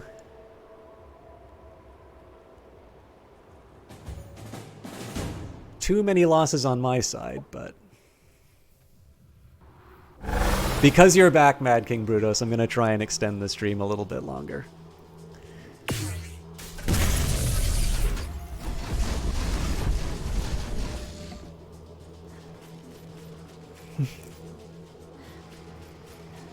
If this winds up being a clown show, though, I reserve the right to to declare Chapter 11.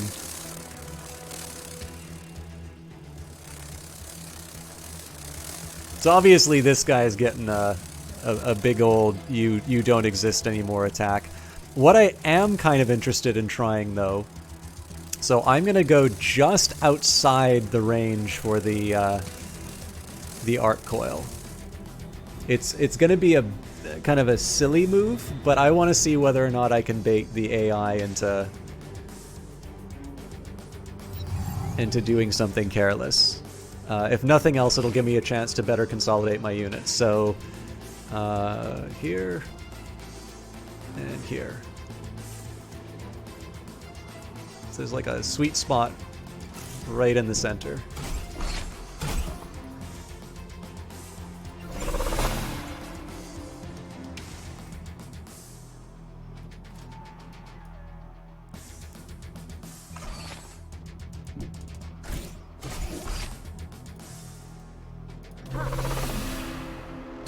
We're gonna look so dashing doing this.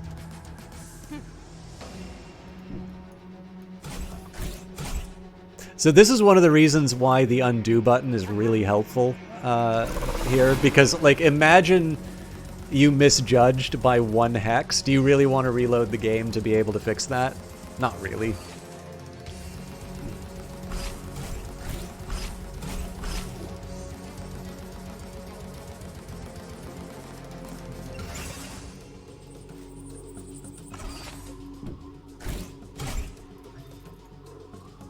So again, the turrets can't do anything to me here. We'll tuck this guy away in the middle, and I don't know. One bee is as hateful as another. We don't get any fun on those guys, but I will move this guy up the middle. Of course, if I could, I'd love to put a burning banner down. Well, you know what? We'll give the turret something to think about.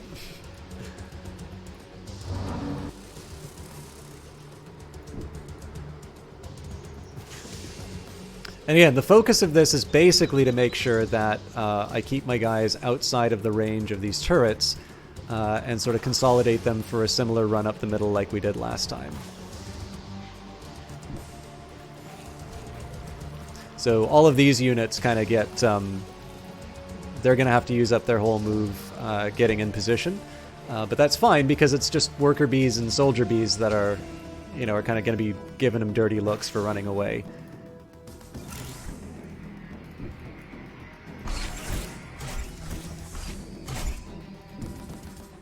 And I suppose in the worst case scenario, what happens is the AI says, "No, you're not allowed to do that. I'm staying put."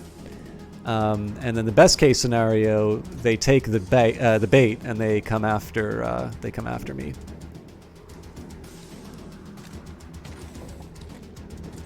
I don't get to put down a burning banner because this is like a all move points move, but.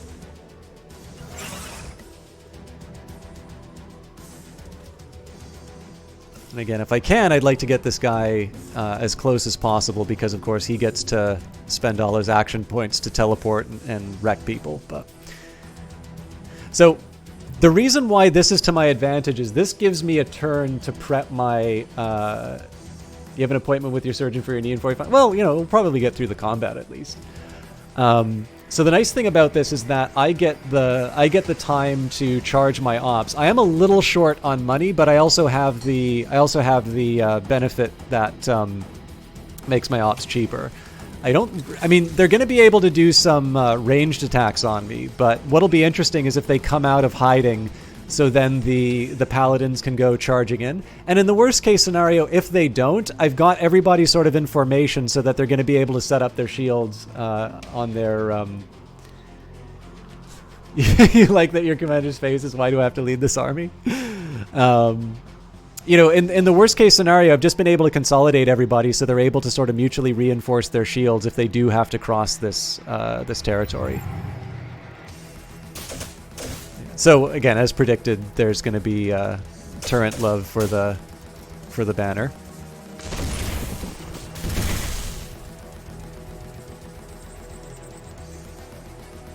It's almost certainly going to be a construct. Yeah. One inconvenience that I have is the I don't have the side group that's going to be coming in to deal with that guy anymore, but.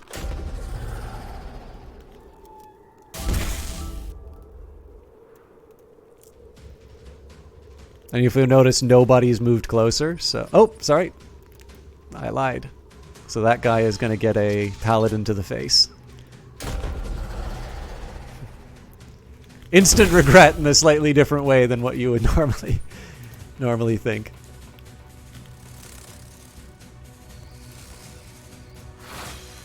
The one drawback to this is that it has kind of... potentially sacrificed a lot of my precognition, but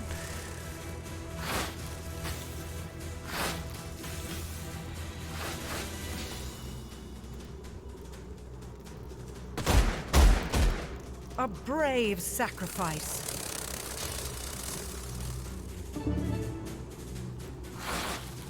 how dare you?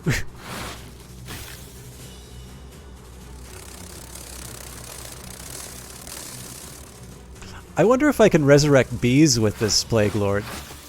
Oh wait, bees aren't Xenoplague though, so. You know, they're committing a lot of guys to the front line here. Oh, this is going to be beautiful when I... This thing is just going to vanish. Operations ready. This... Okay, so I don't think you've seen this one, Bruto. Actually, so...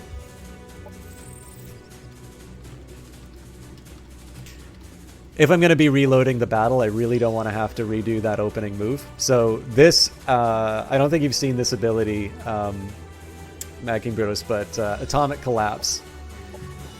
100%... Oh, sorry, no, 100% hit, but 42% chance of death, so this might...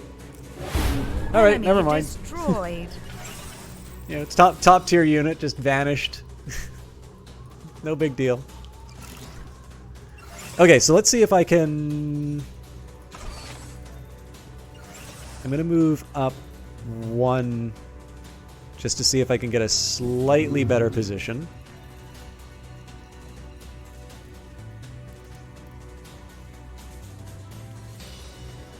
You just lost your life privilege.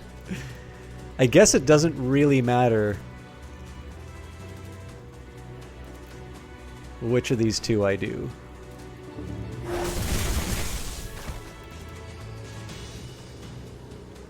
And then, as if that wasn't enough, I also get an attack, so... Whomp. Enemy down. Now, unfortunately, Eluna is a bit banged up at the moment, and it looks like so it looks like a lot of this is, well, we might be able to make something work here. So, of course, now we're not worried about the Enemy destroyed. we're not worried so much about holding the formations, or sorry, we're not worried so much about the turrets. The enemies kind of exposed themselves, so now what we want to do is capitalize on it as much as we can. And at the very least, if we are going to be going into the turret area, we can kind of put up the shields. So if somebody's not able to do an attack, we haven't taken damage yet, so basically the idea is we move up, we put up the defenses. Eluna is not able to do that because she had one move taken away. So in this case, I'm just going to nestle her among the other units. And looks like I actually get my choice of... Oh, not quite.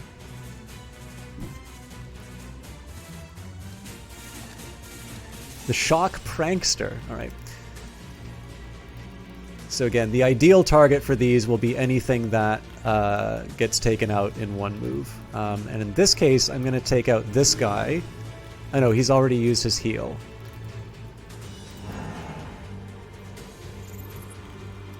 I'm still going to take out this guy. It's a small argument for the bee because they are good at taking out armor. But it may be...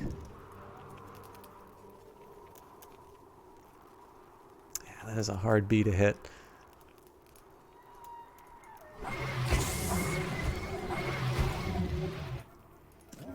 I'm trying to be somewhat intelligent with the choices that I'm making of targets.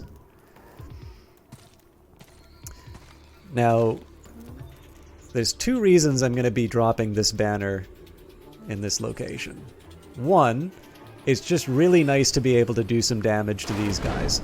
But number two, what I'm hoping is going to happen is a bunch of people are going to turn around and try and attack this banner instead of some of my units like they normally do. Okay, so Plague Lord. Again, I want to be a little careful with this guy. You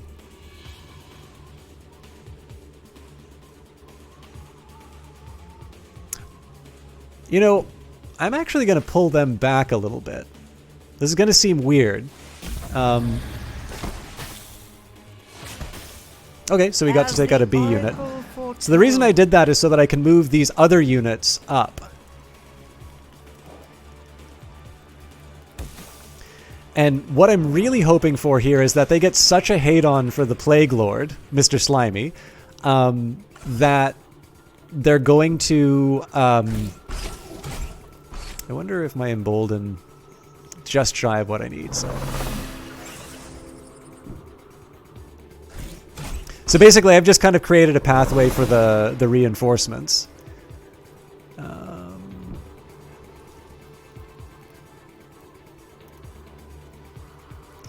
It's a flyer, but it might work out. Also, I haven't really been using... that's a pity. All right. I also haven't been using any of the special abilities on these guys. But as you can see, like, that was a pretty solid turn. So this guy's probably going to wind up doing some healing. It is a bit of a shame that these bees are still flying around because they're going to be able to strip a bit of armor. But just take a look at what they're left with after that turn. They've got a scavenger militia, a sniper. Their construct's going to take a bit of damage. The reanimator is a bit of a worry, but notice that they're not really near any corpses right now. Now, that could change. Looks like... Yeah, so they could move up.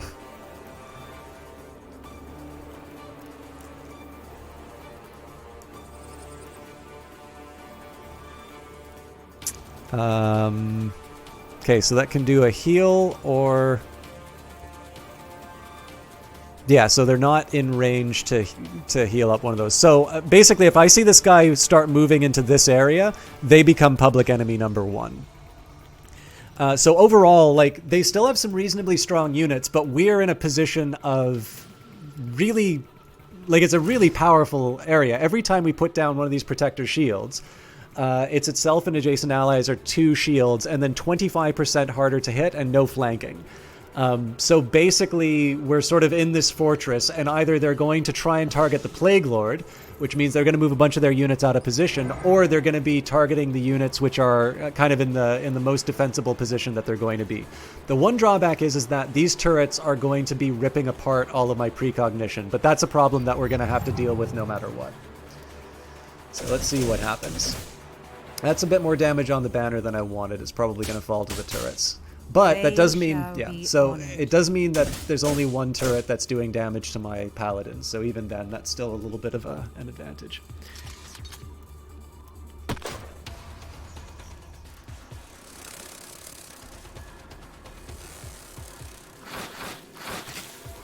Okay, sure enough, they decide they really want to take out the Plague Lord. And that's fine for me, because it just means these guys in the back are now going to be able to take out the bees, and everybody else is going to be able to move up on the front line. Like, the total amount of damage that the Plague Lord is taking out of this does not justify these units being pushed so far out of position. This guy's going to need a bit of a heal, though. Oh, they're going to focus him down, aren't they? Nope, okay. I'm feeling a little nervous, but... I'm thinking we can still make something happen here. Again, this guy's public enemy number 1.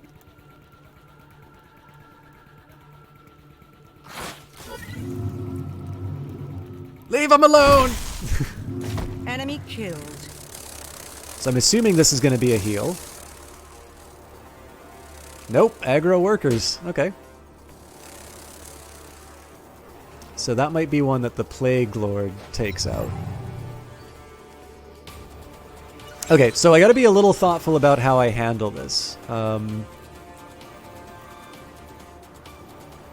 I'm gonna take the serrated spikes on these guys. So the reason why I didn't go for a kill... One, there's always the chance of a crit. But it means that some of my other units are gonna be able to... do... sort of other moves. So like in this case, if I have an area of... Huh. I was hoping I wouldn't need to spend 2 units to take this thing out, but... As the Oracle foretold. So...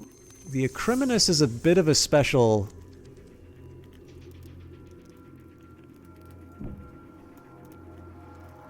Yeah, not enough, so... Enemy eliminated. Okay, Burning Great Bow is a pretty high priority for It's just, I think it's because these are units that don't have, like it's an attack that's not arc.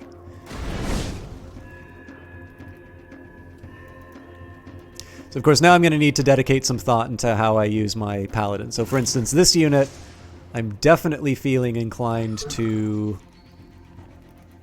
Yeah, so I move up like this. Now this is putting this unit in some danger. I do an attack like that. Then I do an embolden, which gives a whole bunch of healing.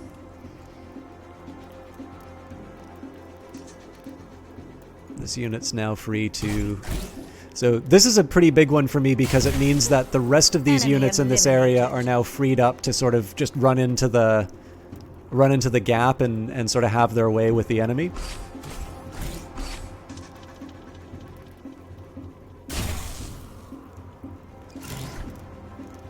I don't want to use the paladin yet.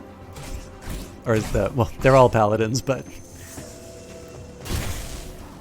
Enemy killed.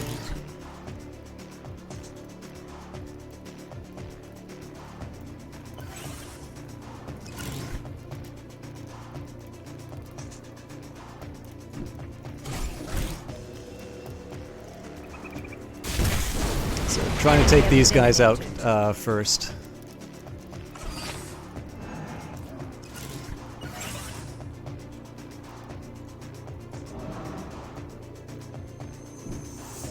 It's a decent enough flank.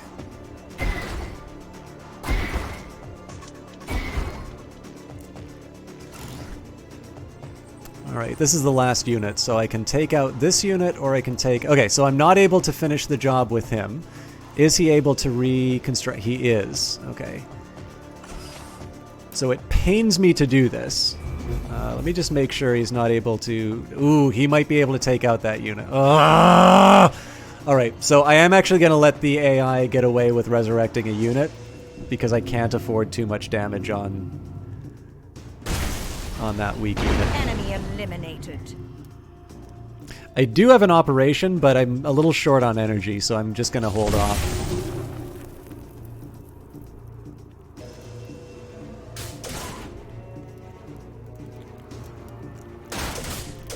Okay, so they're poking the people who I can afford to lose. Wow! That just gave up on life. I mean, repairing the turrets doesn't mean anything if you're going to lose all your units next turn, so...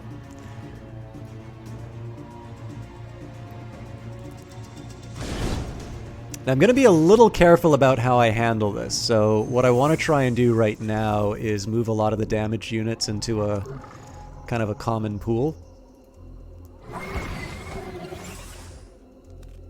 At least as much as I can.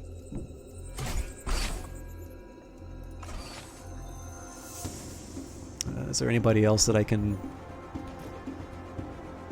This guy only needs one...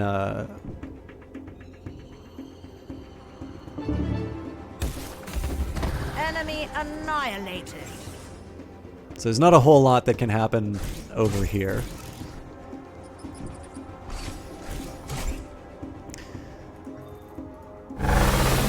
So this is the same trick that I do in a lot of cases. Like, there's nothing else for these guys to do, so I might as well just get a whole bunch of heals in. This unit, sadly, is not available. So again, I mean, we're getting ready to deliver the final hit on an enemy unit. So basically, anybody who can't access it is going to deliver these heals. I'm genuinely unsure whether or not this guy would be able to do anything without. But oh, I should have put the paladin in range for that.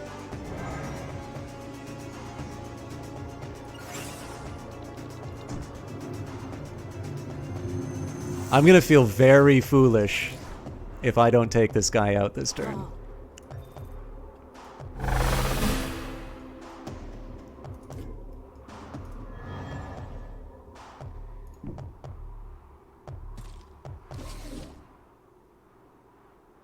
It's a 95% chance. I gotta... No, you know what? That sliver of health, not worth it. Not worth it at all. The predicted outcome. enemy. So I actually think we're ending with more health. I guess the Plague Lord is the only one that doesn't have more health by the end of that. Now, this is a very dangerous position for me to be in because I basically need to keep 2 colonies under heal for like 9 turns with kind of super armies waiting on KYV 6F. But again, if the AI, this is the thing, right? It's why I sometimes feel bad about the way that I do some of these, reloads. If the AI doesn't capitalize on the opportunity, Fate balances upon a razor's point. Either you or I are doomed. For you to live, I must die. And if I live, you are doomed. Your fate depends upon me, and I intend to live. Pulmonus Vergant, Augur. But yeah, so like the problem with the way that I approach some of these reloads are that if the AI doesn't take advantage of the situation, then I kind of get away with murder. And of course, if the AI does take advantage of the situation, usually I wind up reloading. So it's kind of heads I win, tails you lose. But again, it's the AI, right? So clearly if this was a multiplayer game, I would be playing it very differently. Okay, so orchestrated manipulation. All units in an enemy army get adversity for 3 turn at the start of their next combat. Units take 20% of their current health. On failure, only deals 20%. All units in the stack gain Resurgence and double XP for the strategic turn. Resurgence, I think, means they come back after the battle, which is pretty great. Regulated Chaos. So the reason, I want to do all of this, but we're on our way to Flawless Divination because Tier 1, 2, and 3 units with Fatalism or Adversity have an 8 strength chance of being killed. That is a really hard... And that's within a 2-hex radius. Like, it's really hard to say that this is not an incredible ability to have in play. So we'll do Regulated Chaos Theory first. Looks like we got some upgrades for Sir Neckbeard.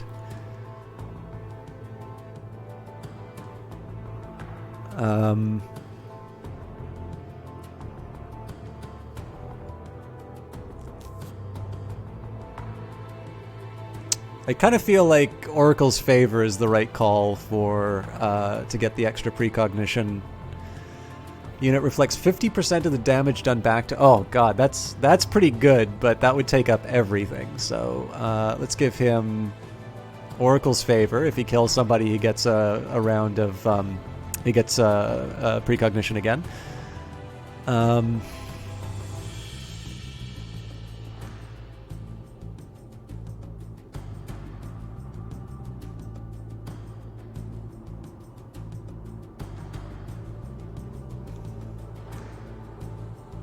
Do Trailblazer as well.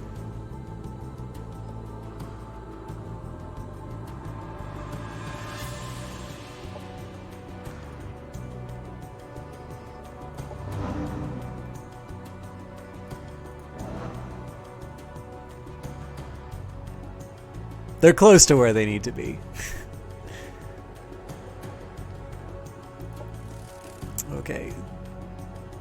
Oh, hey, we'll actually get to the Rugged Mountains this turn. I'm glad you came back, Mad King Brutus. It means that we're able to activate the obelisk. Get ready, everybody. Once the entrance is clear, we'll storm in and clear the hideout of the Truche villains. I'm putting the key. 1, 2, and 3.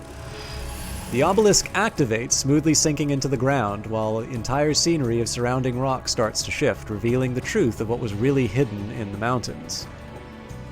Towers, the battlements, the bridge over nothingness. This isn't a hideout, it's a fortress. Welcome, Aluna Leoness, to my humble residence. How accommodating of you to personally escort the next batch of slaves to me. Our mines are in constant need of a fresh workforce. They tend to get used up so terribly fast. Oh, I forgot that we were... I thought there was going to be a boon, not a fight. They tend to get used up so terribly fast.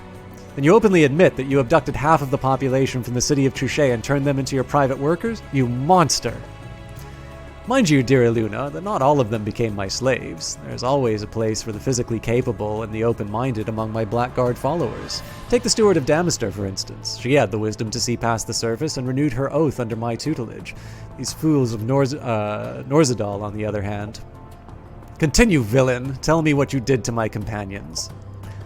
How delightful. The Sleeping Beauty is finally awoken. You should thank the Mother Node that you didn't have this share the same fate of your troops, Pansy. My Chaos Witches rarely had more fun during their experiments. Enough! Displayed celebration of horrors ends now. With the power and commitment that was bestowed upon me by the High Palladius and his seers, I declare this debauchery to be a threat to the people of the Ekasad of Verdis. Prepare to answer for your crimes, villain. Her choice of words is immensely amusing, Akia Luna, but by all means, join me on the stage. After everything I've heard about you, it would be a shame if I never got an opportunity to kill you in person. Objective completed. The apostates have abandoned the ways of the oathbound, twisting paladin weapons and virtues into evil abominations of themselves. They need to be purged from their tower.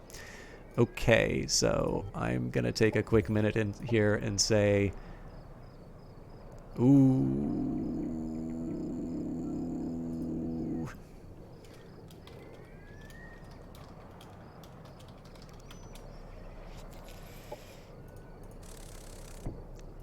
All right, well, we're out of the points now. So yeah, the drawback here is that there could be a brutal force waiting for us, and we need a reasonable stack to take them on. Even Vraskel's units may not be able to handle that.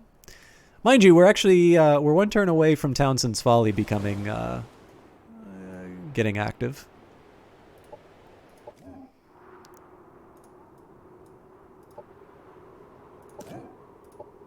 They may not be that bad after all.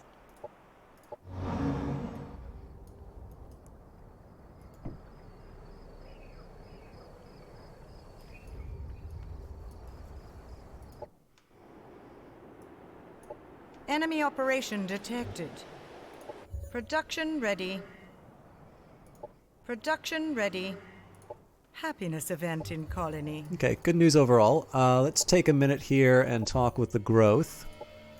This is mostly just so that I can improve relations a bit with regeneration spores. I'm gonna have to wait again for the next level, but you know, just a chance to boost a little influence.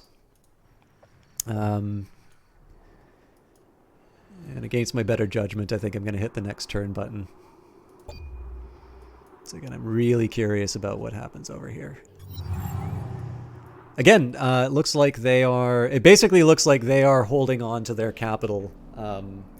But this should be a cause for tremendous alarm. So Townsend Folly is up and ready to go. So the good news is that within one turn, we're going to have people in place to deal with it. I have a really hard decision to make.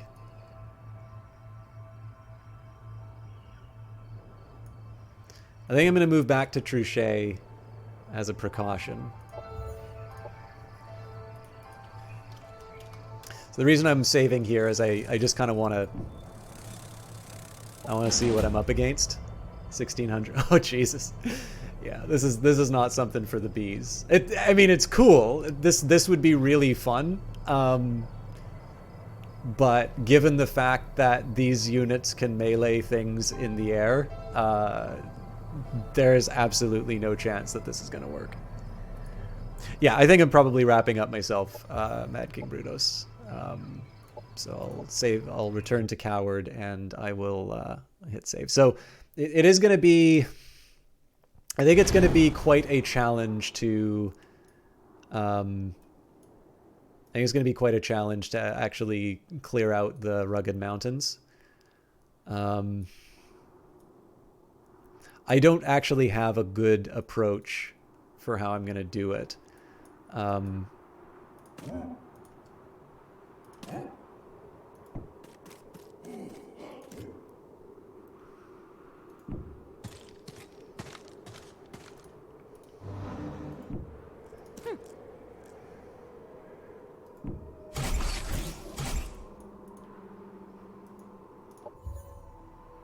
The strength of the mother node and its saplings is linked to Sonoril's eternal light. When he smiles upon us, we grow and blossom, and when he travels and sleeps, we falter and wither. We know of the unrooted kind can take many forms. The glassy carapaces are your ancestors left behind. Intensify Sonoril's light and let us bloom prolifically. Will you help us create more of these carapaces your kind calls a greenhouse? Accept. So we need to kind of pick who gets the greenhouse, but at this point, you know, Townsend Folly is dedicated to troop construction. Although I suppose at the end of it, I could say, so greenhouse parts.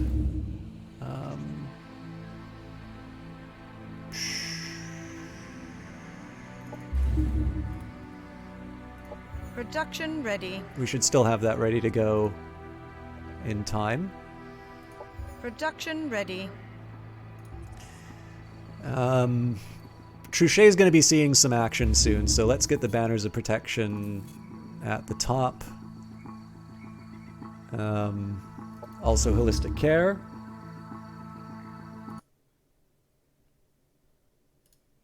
So at this point I'm just kind of setting myself up for the next turn. Then I think we can afford the specialist units. Operations available for priming. I don't think I have the money for, I mean, I'd love to drop another Soulfire, but that's almost half of my energy. I don't think I can afford to do that once a turn. I'm gonna keep this unit here as a scout, I think.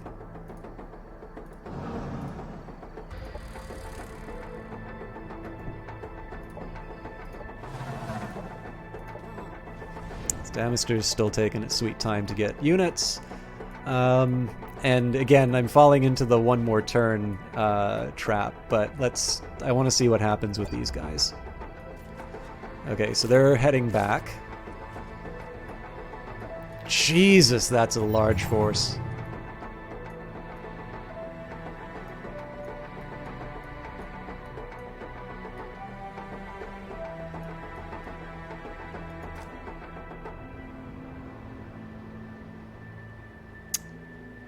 So one approach I might be able to take, not only would that allow me to claim this C tile, but if I take my units, move them down through flowing fields, like basically I go over water towards rugged mountains. So like let's just say if I take,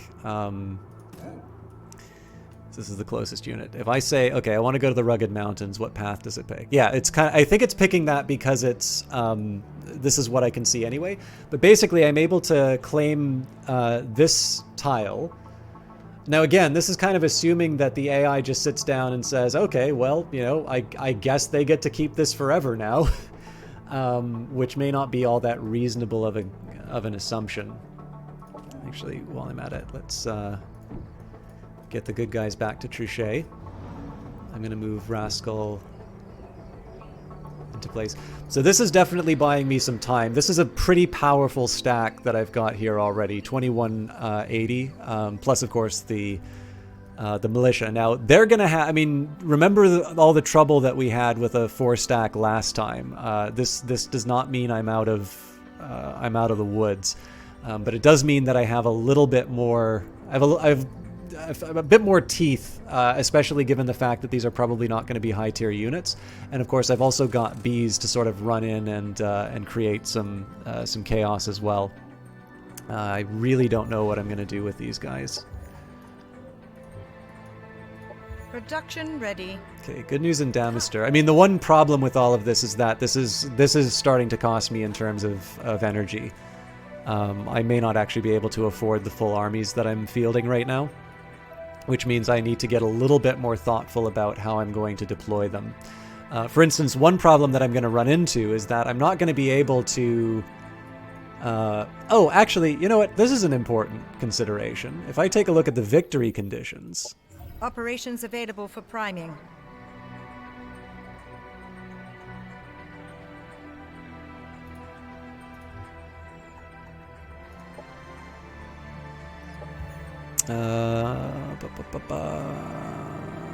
Okay, so I do have to defeat. Well, it is a side quest, so yeah, I'm actually going to be really interested in seeing whether or not I do want to sort of prioritize clearing out the rugged mountains if I can, because I'm interested in seeing what happened. At that point, it's 3 of 3 settlements secured, which was the original goal of this mission. So I'll admit I'm going to be a little interested in seeing how what happens in the mission. Like, so basically, if I can secure 3 of 3 settlements and that's the win condition, great. I don't need to worry about taking out these territories. In fact, if it turns out that the assembly isn't all that high of a priority, no, they don't like me enough. Yeah, I was gonna say, like, we could potentially, submit a truce so I can focus my units down on the rugged mountains. More importantly, I can spend the turns taking, half of their cities. Well, not quite half. They have 5. I took 2, but again, that's kind of assuming a little bit more breaks my way than I think is going to. I'm actually a little curious after my shameless cheating. Wow! We're still the weakest military. I mean, it makes sense. I've really not been investing in my units. I'm just kind of surprised because we've been doing okay so far as sort of taking out some of their larger stacks. I guess it makes sense. I mean, if they've got a big group of units that are defending the capital, I suppose it sort of makes sense that they're going to be high up on the list. I am a little curious. I do have an ally that's kind of theoretically at war with the assembly, but I don't actually see them sending any units to their areas. I may want to use some of the influence to get them to help out. But I don't know. That's a separate question. I think probably what we're going to wind up doing next. Now again, like, I have been kind of keeping track of the attention that Planetfall gets. I do kind of want to at least get this mission through to the end, but I don't know if I'll do the subsequent ones. So again, if you want to see more Age of Wonders Planetfall, please let me know, because I think I'm getting a pretty clear signal from people that they would like to see me do something else. Nobody's actually come out and said I don't want you to do Planetfall, but I like it's to a point now where, believe it or not, I actually did this measurement. Like, it is a statistically significant change in viewership when I do Planetfall. So at this point, I should probably take the lesson. Given that people really like watching Phantom Brigade, that might be a more appropriate Monday game. But at the very least, I want to, like I said, I want to see this thing through to the end. So what'll probably wind up happening if I have to take all their territory, we'll claim the Rugged Mountains and then move to Forenoid, and then basically we'll just incorporate the Rugged Mountains into Forenoid. The harder question on that is going to be what I do about some ZR1. The real challenge there is going to be sort of breaking off a sort of a splinter army to claim it. If I can claim it, then we have the capital surrounded. And at that point, it's just a question of having enough bodies to throw at the problem. But if I don't claim it, then what's going to happen is not only does Forenoid have a potential sort of vector of attack, but all of the territories in the surrounding area are under threat. So, for instance, they could do something similar to what happened on this side of the map, where they kind of take an army and then suddenly they threaten Truchet, and I'm either going to have to move my units out of Forenoid to protect Truchet, or I let Truchet fall, and that, of course, becomes a new staging ground for further attacks. So what's most likely going to... I think, there is a question in terms of how I handle J6 Nevix, for sure. But I think there is something of an argument for me to consolidate my armies and try and sort of nibble off some bigger pieces. And if I wasn't an honorable player, I probably would have raised these two because at this point I'm kind of interested in denying the enemy their resources more than anything. But let's call it for tonight. Thank you very much for watching, particularly this game, because I like it. I wish more people did. But I'm going to take a minute here and see who's online so that we can host somebody and send the good feelings along. And actually particularly grateful that you stuck around for a longer stream, because I am very tired, and it was worth it to have sort of some people to back, kind of have some back and forth with.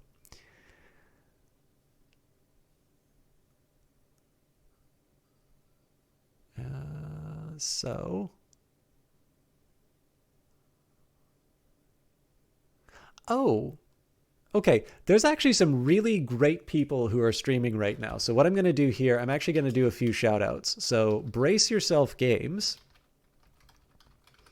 is currently doing Twitch plays Crypt of the Necrodancer, which I think is really fun. But I know that's also very different from my usual thing. Now, Night Valian, who I normally would be hosting in this case, actually, let me just take a quick minute here. Night Valian is doing Frostpunk, and I'm really looking forward to seeing him do this. You can probably hear the person who's streaming right now.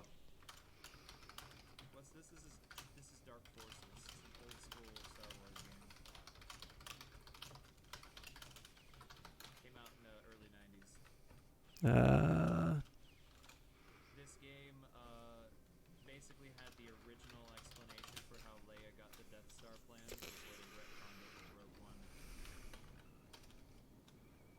Doom Star Wars Edition, a little bit. It's like a slightly different, and you can actually. I just gotta see. This guy is normally not online this late, so I just want to make sure they're not.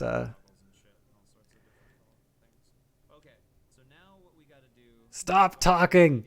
This is Azure Wind, and he's currently playing Dark Forces. Okay. There's this fuckadoodle diagram here. Tell you something interesting. I don't know exactly what this is supposed to be, but it's supposed to give you a clue as to what you're supposed to do. I think I probably just lost everybody in the channel trying to sort this out.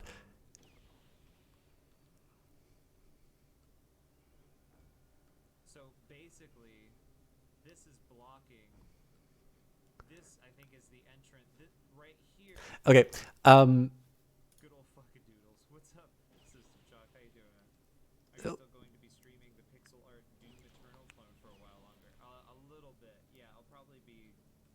I don't have much to do tomorrow. I know I'm going really late here, but I'll probably be streaming for about... until I get to the end of this level. This level's a doozy. Okay. So I just wanted to ask Azure Wind if he was going to be streaming longer. So yeah, I don't know if there's anybody still left in here. I'm sorry how long that took, but I really wanted to make sure that I was sending you off to somebody who would still be streaming.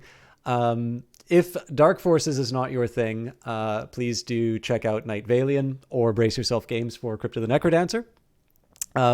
As far as I'm my interests are concerned, I'm going to be back with a pre-recorded video of Morrowind tomorrow at 7, if you guys would like to hang out and chat during that. Otherwise, the high-quality version is on YouTube. Wednesday, I'll be probably doing some more Phantom Brigade. And Friday is Christmas, so I still need to figure out exactly what's going on. But I might actually do something special for that. If I do wind up streaming, I might do something special for that as well. But I think I just lost everyone waiting to see whether or not Azure would still be streaming. So anyways, I hope you guys enjoy it. He's a really good broadcaster. I will see some of you later. Have a good one.